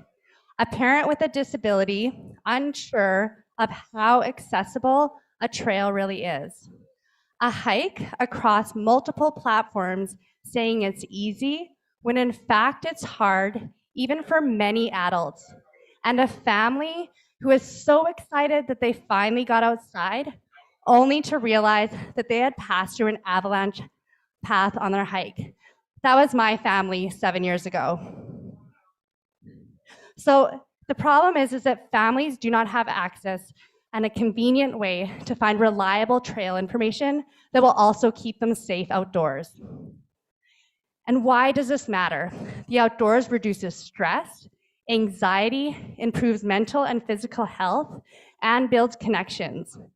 There shouldn't be a barrier for families, let alone anyone, from accessing the outdoors. And when you break down these barriers, it is so incredible to see the change that can happen, including one mom who quit smoking, became more active, and started to enjoy hanging out with her kids, all because of a hiking guidebook that was geared towards families. And so at Trail Collective, we want to change more lives, which is why we are creating a clean and easy to use mobile app called Trail Collective with the highest quality trail information. So everything from the adventures that kids love to accessibility information and to telling families what they need to know to stay safe. Is the trail steep? Does it have cliffs? Or is it in an avalanche zone? And so why now? 85% of families with kids under the age of 9 love to explore the outdoors and be active. And we want to position Trail Collective as the place where families go to find the information they need. Our market is families planning day trips and road trips in North America at $100 million. We are going to do a B2C SaaS business model. And this growth rate is by converting 1% of families with kids that hike in Canada and the USA. So that would be reaching 6 million by the end of July 2025. In September, we are jumping into B2B, and we are going to use this to increase our user base and grow our revenue potential. And we are moving fast. We started development in January, and in March, we started testing and conducting surveys of over 1,000 families to decide what our price point would be and what our product development should continue as. We have over 1,700 families on our waitlist, and we're about to launch. By the end of December, we will have 1,700 paid users, and by the end of 2023, 1 million in revenue. And Trail Collective is building up an excitement in the media and the founders. And as we get ready for our public launch, we will be exploring some of our media connections to help expose Trail Collective. There is competition in this space, but how Trail Collective really sets itself apart is that detailed information and by making that information easy to find. But it's not just that. Trail Collective will be a success because of its founders. We have over 140,000 social media followers in the space, experience building up websites with strong SEO, and we also have connections with tourism boards and media across Canada and the USA. And we have connections with influencers across the world to make this grow. Jess and I have experienced this challenge ourselves and have heard from thousands of families that also struggle with finding this information. Roshana Sawatsky, she's our full stack developer with experience building apps that have had over 200,000 organic downloads. Danielle Graham is our mentor and advisor based out of Toronto, Ontario, and she has an extensive network in the startup space and experience in the tech sector. And so today we are inviting you to join an exciting early stage startup and to grow with us. We are asking for $500,000 at a 2.5 million post-cap valuation and 20% discount and safe. And this is where you can connect with us and join our waitlist. Woo! Give it up for Annika, bringing it home here in Saskatchewan, on the fly too, as we had some technical difficulties. And up for our Q&A, we've got Tahira, our first-time investor here with Startup TNT and a fractional CFO. So come on up, Tahira. And it's great to have you as part of our group. Thank you. Hi, Annika. Hi, Tahira.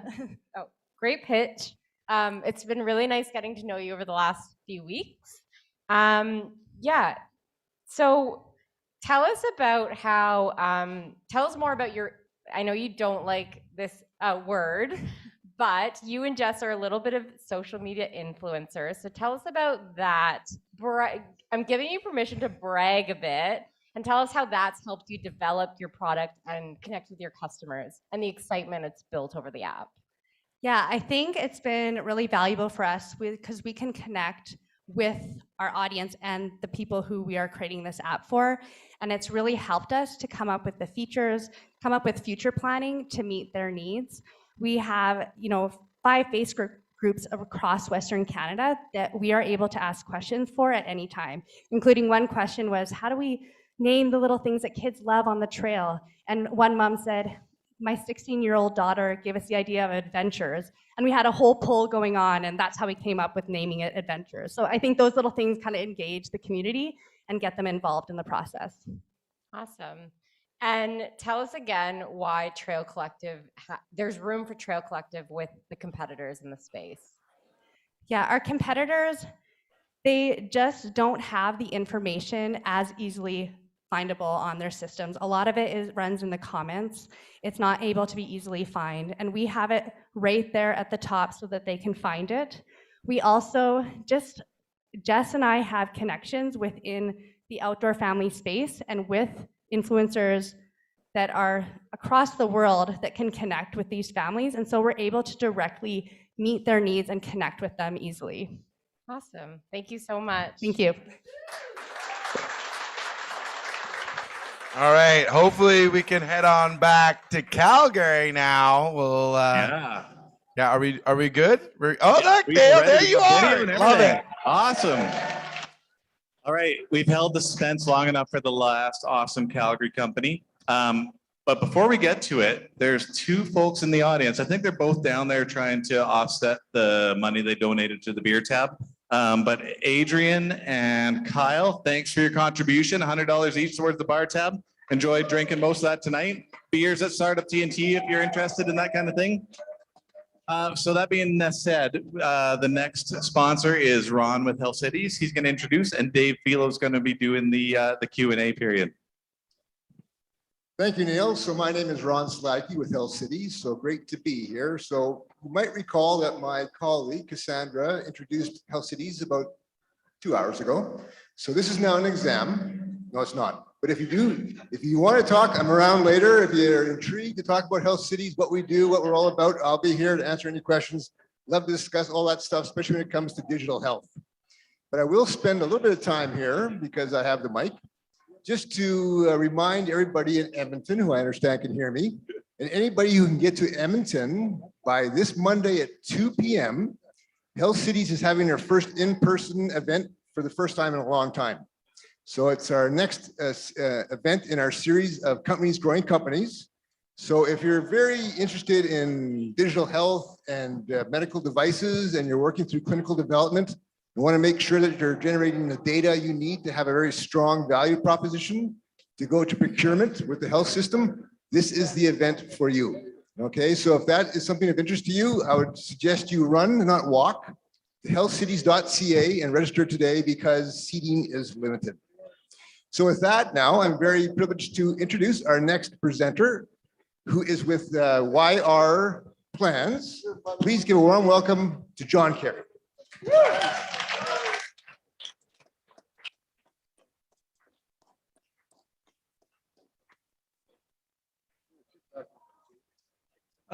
Thank you for having me. My name is John Kenny, and I'm joined today by our all-star cast of co-founders, Sangeeta Prasad, Deirdre Getty, and Jamie Bettis. I've been in the financial service industry my entire career. Along the ways, I've made a few stops and created some financial technology companies with the sole purpose. Oh, is this not there you go. You know, this is like a kitchen party. As soon as the pizza shows up, there you go. So I've been in the financial service industry for my entire career, and I made stops along the way to create financial technology companies with the sole purpose of correcting inefficiencies within the workplace financial services benefits market. So I'm really excited about what we're doing today, because what we're doing is we're addressing what I consider the most critical, hey, what's going on? There we go. The most critical financial issue facing Canadians today, and that is the mammoth amount of debt that Canadians have accumulated over a period of time, and with interest rates rising and inflation hitting 4-year highs, this problem is not just not going to get bigger, it's going to get bigger quick. So what we did, recognizing the magnitude of the problem, we created Canada's first enterprise solution for a debt benefit that allows employers to repurpose, to redirect current workplace savings plans towards an employee's personal debt. Why personal debt in the workplace? Retention, attraction. The workplace is rapidly changing. Currently, 70% of the workforce consists of millennials and Gen Z. They are the most in-debt generation in our time. We know from studies year over year that the top financial priority of these generations is to reduce debt and increase cash flow to enjoy their daily lives. Improve mental health. Debt is a huge stress issue. It affects your mental health, it affects your physical health, and it's directly related to employee productivity. And this costs Canadian employers billions of dollars each year. So we're introducing a benefit that relieves some of that stress. Enhanced brand reputation. When your company's considered or provides those benefits as a benefit that creates that culture of caring, not only do your employees notice, your competitors notice, and my God, your competitors notice, and your clients notice. So we introduced our first benefit late last fall. It's an employer-sponsored student loan repayment plan we call the SMART benefit. And what it does, it allows employers to redirect a portion of current workplace savings plans towards the repayment of a student debt. Now, Sun Life have been following us for a couple of years. Last June, they phoned us and they said, would you like to do a pilot? And we said, of course, yes. So after months of their due diligence, we launched with Sun Life and creating this pilot.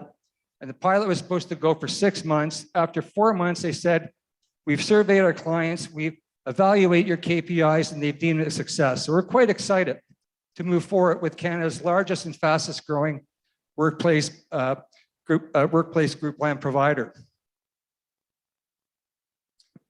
Now, our accessible market is essentially any company that has a workplace savings plan, but we've taken a bit more of a targeted approach to it.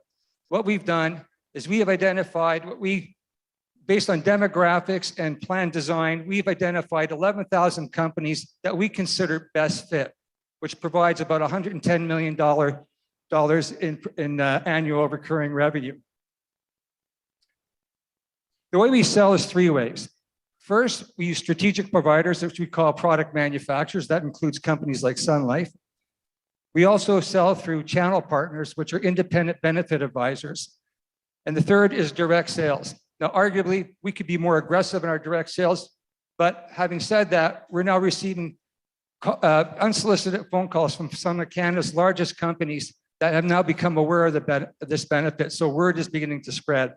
Our revenue model is very simple. It's typical SaaS model.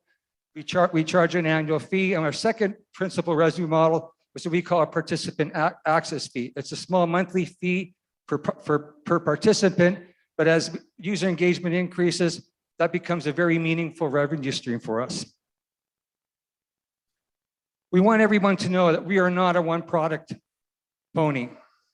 In Q1 2023, we'll be introducing what we call the mortgage help benefit. We can't think of more timely time right now to introduce a benefit when mortgage rates just went from basically 1% to 5%.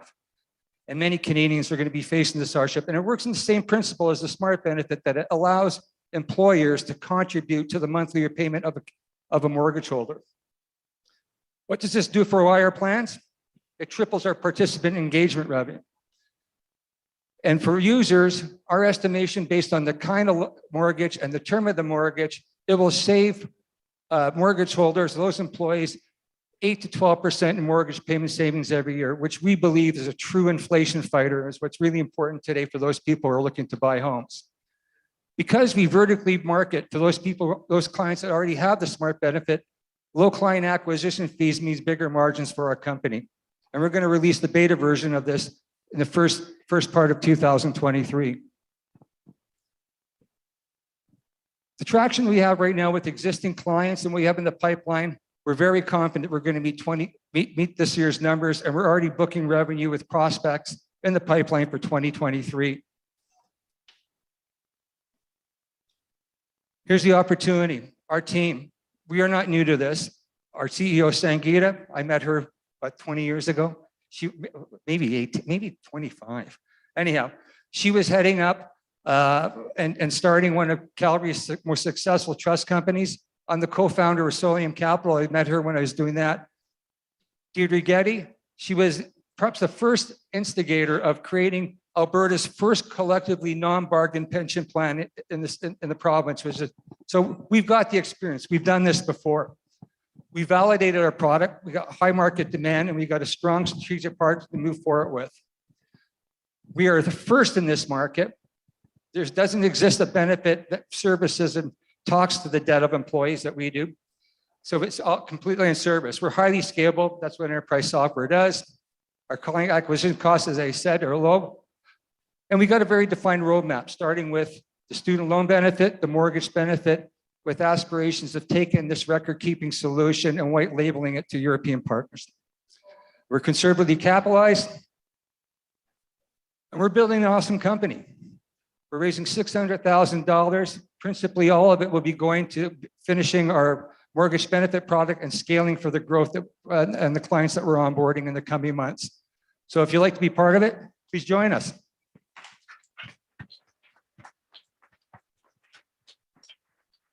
True confession. This is the first time I've actually pitched in front of people in probably 5 years. So a little rusty in the cage. John, you did excellent. Absolutely perfect. Thank you. Now come stay with me here in front of the plant so we can see you. One quick question. You went a little over time, but one quick question.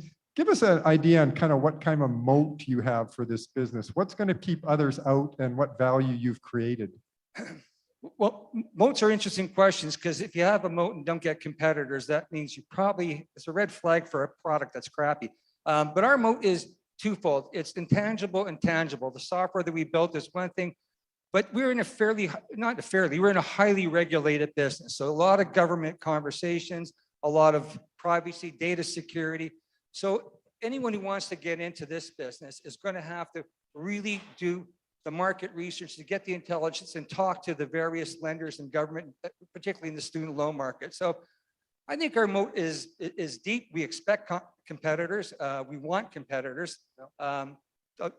That's perfect. And I imagine the experience you've got creating Solium, the experience with your team is going to be a huge benefit to you too. Fantastic. Thank you very much. Oh, thank you. Okay, thanks guys. Appreciate it. All right, we're going back to Edmonton for the last pitch of the night, I think. Zach, Tim, you guys awake? Thanks, Calgary. Oh, thanks, Calgary. Glad you guys got your stuff together. Camera's on. All right, we got the last pitch coming up in Edmonton. Not only last pitch in Edmonton, last pitch of the night. So, all right, we got Jeremy from CBRE here, ready to go. How's it going? What's going on, buddy? Not much. Tell us what even is CBRE? That's a lot of letters you got going I on feel right like here. they already heard it from Ben in Saskatoon already. Yeah, but they said that somebody else had said it, so you it's gotta all say good. it. It's all good. We're a commercial real estate company. We help any level company with their office space needs, and we're there to answer questions, help negotiate space, find space, all that kind of stuff. And it's free to talk to this guy. And you did an education session, right? We did. Yeah. So tell us about that. What would they learn if they spent an hour listening to that, or were we even reading the blog? Well, what would you learn? Well, it takes longer to negotiate lease space than it does to rent a house. We'll say that much. To get on it early. One of the biggest things I think I took out of that, I mean, the basics of real estate are easy, but if you're going to find a fit for your company, you got to find the cultural fit with a landlord, with a space, with everything. And I think that's a big piece of the negotiation that not a lot of people recognize. And I think that's a big piece. And it helps having somebody around the table that knows all of the people, so you can do that jigsaw stuff. Exactly. That's the magic. Yeah, I love exactly. it. Well, thanks, buddy. Well, who do we have? Who's the We have, wait, I gotta check. Pitch. I gotta make sure I say it's Chris from 0 Point Cryogenics. Here we go. Give it up for Chris. All right.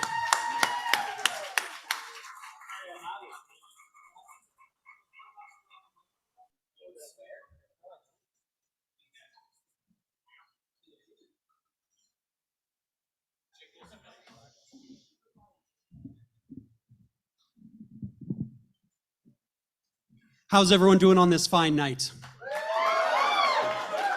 I'd like to thank you all for allowing me the opportunity to speak with you this evening. By the end of my presentation, you will have met our team, understand the problem we are solving, see where we have been, and come with us where we are going. My name is Chris Casson, and this is the beginning of the quantum computing gold rush. At 0 Point Cryogenics, we're building the shovel. Moore's law has come to an end. Quantum computing is the next step in the evolution of computers and technology and will likely change the perception of what we currently believe is possible. These are some of the companies and countries leading quantum and investing over $23 billion. And China just announced they're going to invest $15 billion over the next 5 years. The problem is that most quantum computing architectures require a dilution refrigerator in order to operate. Secondly, there are currently only 2 primary dilution refrigerator companies in the world that have a commercial solution, and they're located in England and Finland. Lastly, in the coming years, dilution refrigerators will be added to the Wassenaar Agreement. The Wassenaar Agreement manages export controls for arms and dual-use goods and technologies, thus furthering the need for a dilution refrigerator solution in North America. We build reliable purpose-built dilution refrigerators for quantum computing, academia, and government. Our system cools down with the push of a button, rolls through a standard man door, and can be commissioned in under 48 hours, allowing our customers to focus on quantum solutions and not on their fridges. Our system runs on a scalable and secure program logic controller. So whether you're running 100 dilution refrigerators or just one, we provide real-time and historical data, both on the unit-mounted touchscreen and in the palm of your hand. We have built out just an amazing team. The technical side of our business is led by world-renowned low-temperature and quantum physicist Dr. John Davis. Yes. He's supported by Dr. Paul Kim, who graduated from the Davis Lab and is an expert in nanofabrication. Marshall Rosachuk is our controller and chartered accountant. He comes to us with over 25 years experience in accounting and is passionate about helping founders start, scale, and even help them exit their businesses, helping his last founders exit to a multinational in 2019. The quantum market is currently $486 million a year, growing at over 30%, and is estimated to hit $3.18 billion by 2028. We currently have 4 primary competitors in the world market, the largest of which did $410 million last year and is positioned for extensive growth in the coming years. 0 Point Cryogenics checks all the boxes for what will be required as we move dilution refrigerators into commercial quantum computing. To date, we've raised over $1.7 million in non-dilutive capital. We expect contracts of $1.6 million in 2022. And we have a strategic partner that by 2026 will likely be one of the largest purchasers of dilution refrigerators in the world. Further, we've successfully removed the technology from the University of Alberta royalty-free. We are looking to raise $500,000 on a $7 million post-money valuation. The money raised will be used to hire a North American sales representative and to buy the remaining parts for the 3 units currently in our pipeline. Our future growth will be funded by the 30 to 50% deposits our customers make when they go to purchase a fridge, accessing funding from the Canadian National Quantum Strategy, our Prairie's CAN application to the Jobs and Growth Fund, as well as utilizing BDC for their startup funding and PO factoring as required. Once fault-tolerant quantum computing starts to scale, we will look at doing other raises as required. We are looking for strategic investors and financiers that want to be on the leading edge of a technology that is going to change the world. We only need 4 units, our break-even sales are 4 units per year. Our gross margins are between 40 and 50%, and we will be profitable in the next 12 months. Thank you all for your time. All right, way to take us home, Chris. And here to ask questions is Elise from our investor team. So Zach asked me not to swear in my Q&A period before this. Is it taboo to have wine at the brewery on stage? A culture of inclusivity. Chris, thank you so much for your presentation. You killed it. I've got a few questions for you. You mentioned that you were working on 3 units. Do you have purchase orders for those units? We do not have purchase orders. One of them is with the National Research Council. They are currently in the process of doing background checks on all of our employees to make sure we can access the buildings. We estimate in the by the middle of July, we should have a PO from there. We also have a very nice letter from Michigan State University about their impending purchase. And then our last project is with a fantastic quantum computing company in Canada, and it's actually through Alberta Innovate's PDP program. So until they've trialed the fridge for a month, they don't have to pay for it. Okay, congratulations on those 3. What is the technology readiness level? Is it ready to go? It is ready to go. And actually, there's a picture. Oh, the picture's gone. But when Startup TNT came by, they were able to push the button and do our first cool down in our new facility. And it went flawlessly. It was very cool. It was very cool. I've got one last question for you, Chris, and that's about your exit strategy. What are the opportunities for an exit? Okay, we have one of our advisors to the company is one of the largest providers of dilution refrigerators in the world, and they want to build a strategic relationship for us so they can have more of an impact in the North American market. And one of our customers, I think, might take a swing at us as well. Perfect. Thank you, Chris. For sure. Thank you for your time, everyone.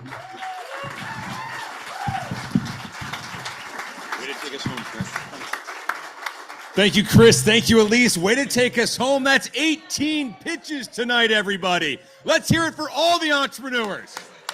Woo! Woohoo! I got notes up here, Tim, because I'm serious. So serious. I'm serious. Hey. Very serious. What's up next? 18. Beer sponsors? Beer sponsors shout out. Did you know that you can be a hero at Startup TNT by making a donation to that bar tab?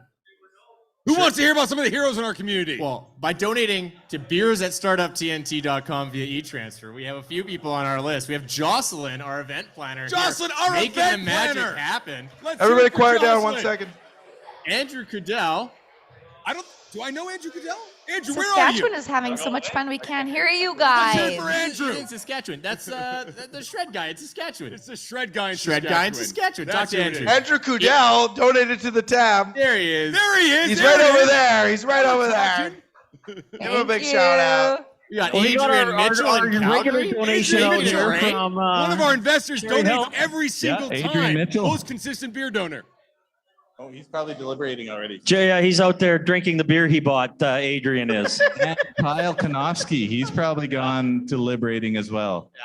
He's drinking somewhere too. Yeah.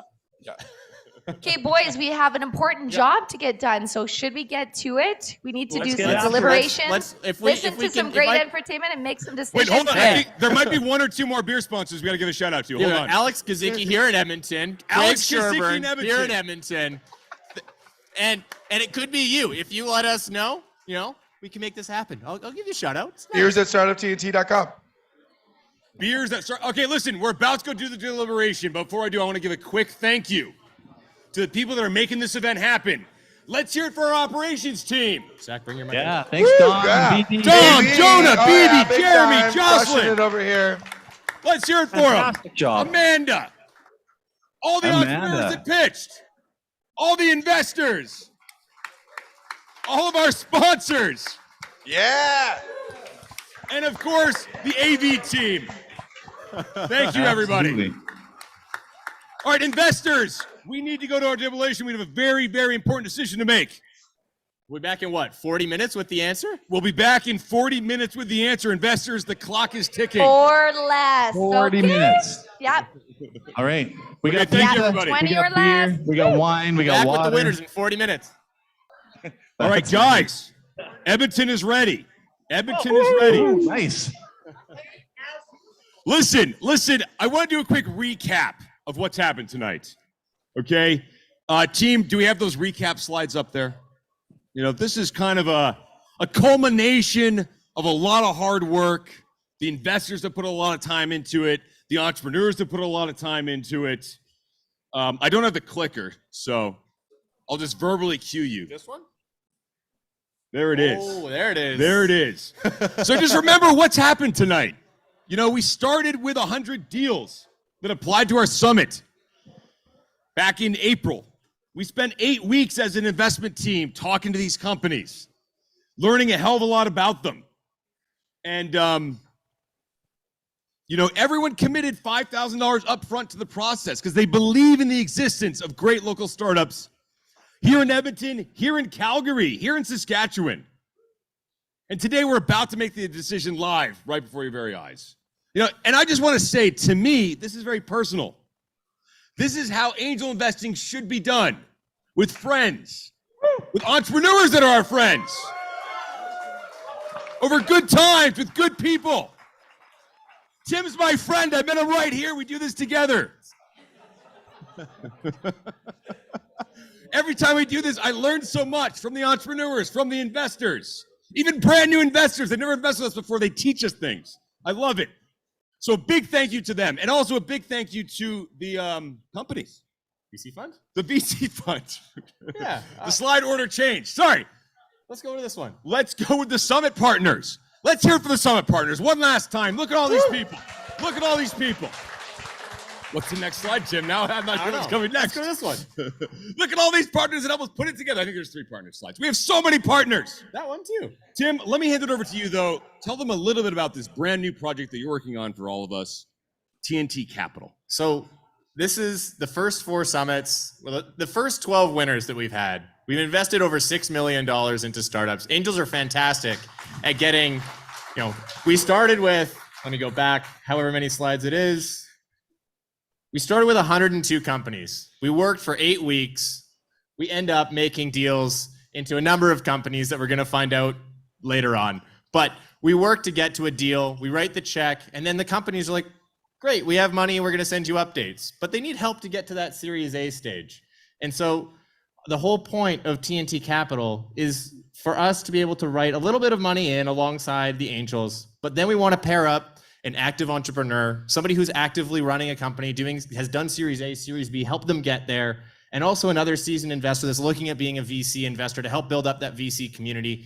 Bring those 2 people to the table and help each of our winners get to that next stage. Whether they need to raise more money or not, the whole point is to help them be successful. And we really want to help institutionalize what we're doing here at TNT to help really formalize that community part for the winners and surround them. And so TNT Capital. If you're interested on being a venture partner, whether you're an active entrepreneur and you've had a success with the A and B round, or if you're really really persistent and want to go down that VC path, please reach out. We'd be super happy to chat about helping our companies. It's fantastic.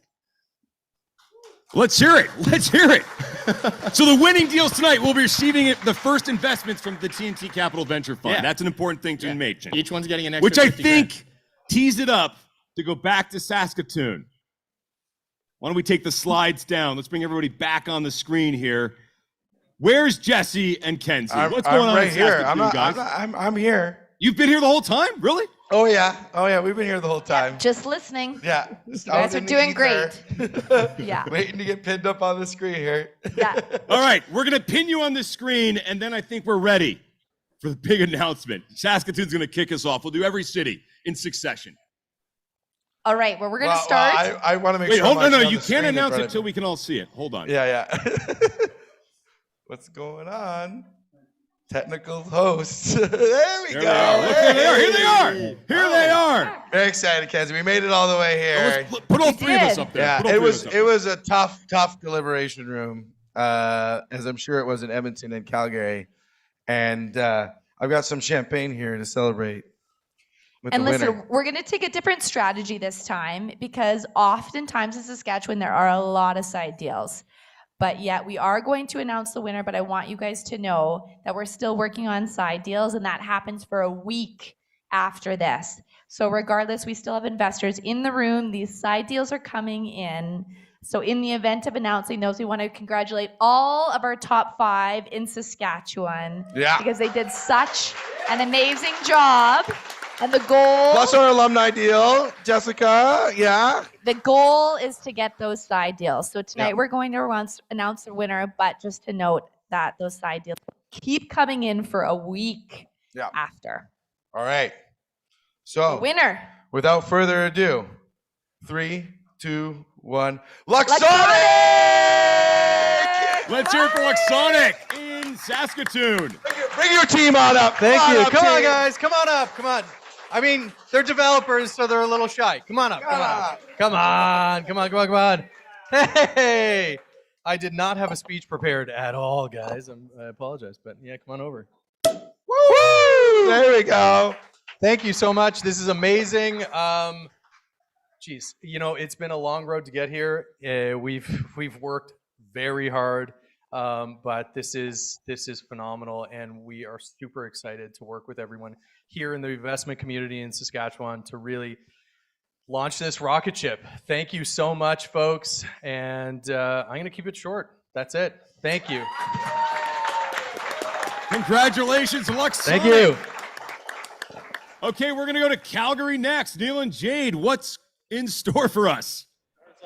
All right. Well, we also had a pretty tough deliberation room, and I think Jade's got it's not a real check to whoever this goes out It's to. a fake check. You We're can't going to get cash bigger this tonight. checks, not little Yeah. ones that we Next just time pulled we're out of gonna our get big wallet. We like small checks with big numbers on them, Jade. That's what we like. Small checks. Exactly. Well, you know what? We had, again, it was a tough deliberations. We're going to announce we do have a couple side deals, so we will announce that. And again, as Kenzie said, there are still discussions going on for the next week, but this was the closest vote ever in Calgary for the winner. And we are excited to announce that YR Plans is our winner. Come on up. Come on up. Come on up. We got some champagne. We got a little check for you. Congratulations, YR Plans. Yeah, we got it. We need a quick speech. We need words of wisdom from the YR team. Oh, Good job. thank you. Wow, so excited. Such a tough field. Like I could have sworn any one of us could have won. So I'm so honored. Thank you, Jade, Neil, and everybody at Startup TNT. It's been an amazing and a great learning experience for us as well. It's opening up a data room for the first time. Thank you to your confidence in us, because we are going to nail this. We're opening up a new market in Canadian business, and thank you. Congratulations, YR Plans. Okay. Hey, listen, Calgary, let's announce the Edmonton winner first, and then we can talk side deals, okay? Which is one of my favorite topics. Tim? Hi, Tim, is that you? Hey, is that you, Tim? Hey, Zach. I'm getting old. I'm 38 now. Who's our winner? Are you ready to announce We're it? not You wanna done do it yet. now? We haven't done our side deals yet. Wait, hold on. Let's announce the winner first, then we'll announce your side deal, okay? Hold on. Winners first. Ready for this? On 3. 1, 2, 3. Scription! Oh! Get on up here, Scription team. We got champagne for us. It's icy? Look at that. We've got 2 microphones. You want to make speeches. Congratulations, guys.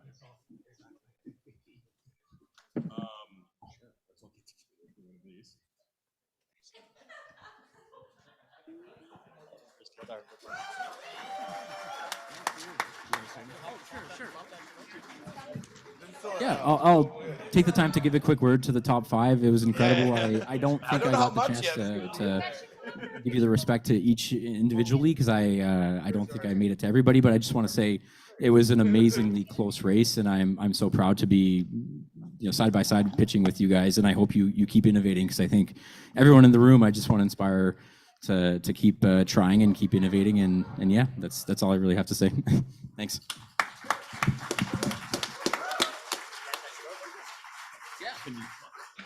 Can you pop that thing? You want to hear it?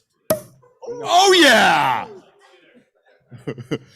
Okay, listen, Calgary, let's go back to you guys. Do you have any more news for us to share that you want to share right now? Yeah, we do have some more news. So as mentioned, it was a really tough deliberation. We had 44 companies apply here in Calgary, and it was really amazing to see how it voted out. The top 5 companies are all amazing. Right now, we don't have a number figure attached to it, kind of like what Kenzie was talking about, but we had 2 side deals that we're going to announce here in Calgary as well. So I'd like to welcome KnowHow and 10 Adventures to the stage. Congratulations, KnowHow and 10 Adventures! Side deals are a huge part of what we do here, because the point of this is not to have a zero-sum game where there's one winner and that's it. The point is to raise money for local great startup companies. So congratulations to everybody. And actually, I have some news to share in Edmonton. What's that? We want to do at least one more deal. Now, it takes time to close side deals, so I don't want to overcommit. But listen, I want to say that we are very excited about 0 Point Cryogenics. We want to do a deal with you, 0 Point Cryogenics. Come on up here. Let's have some champagne. We need two Zachs. We need another Zach in Calgary, eh? I try to embody the spirit in Saskatchewan. We but, gave Adrian the you know. mic, we'd never get it back. That's right.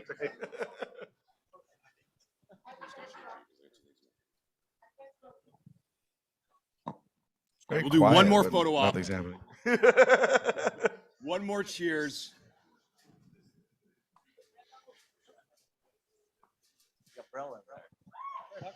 All right, and let's do one more last big round of applause.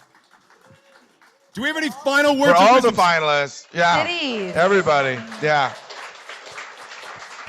This was awesome. Anyways, we got music tonight. We got lots of good people here. We're going to be here all night. I hope you stick around. Donate to the bar tab. Make some friends. Have some fun. We got more deals to finalize, actually. I know there's going to be some more deals announced in the future. This is just the beginning, people. Thanks so much, everybody.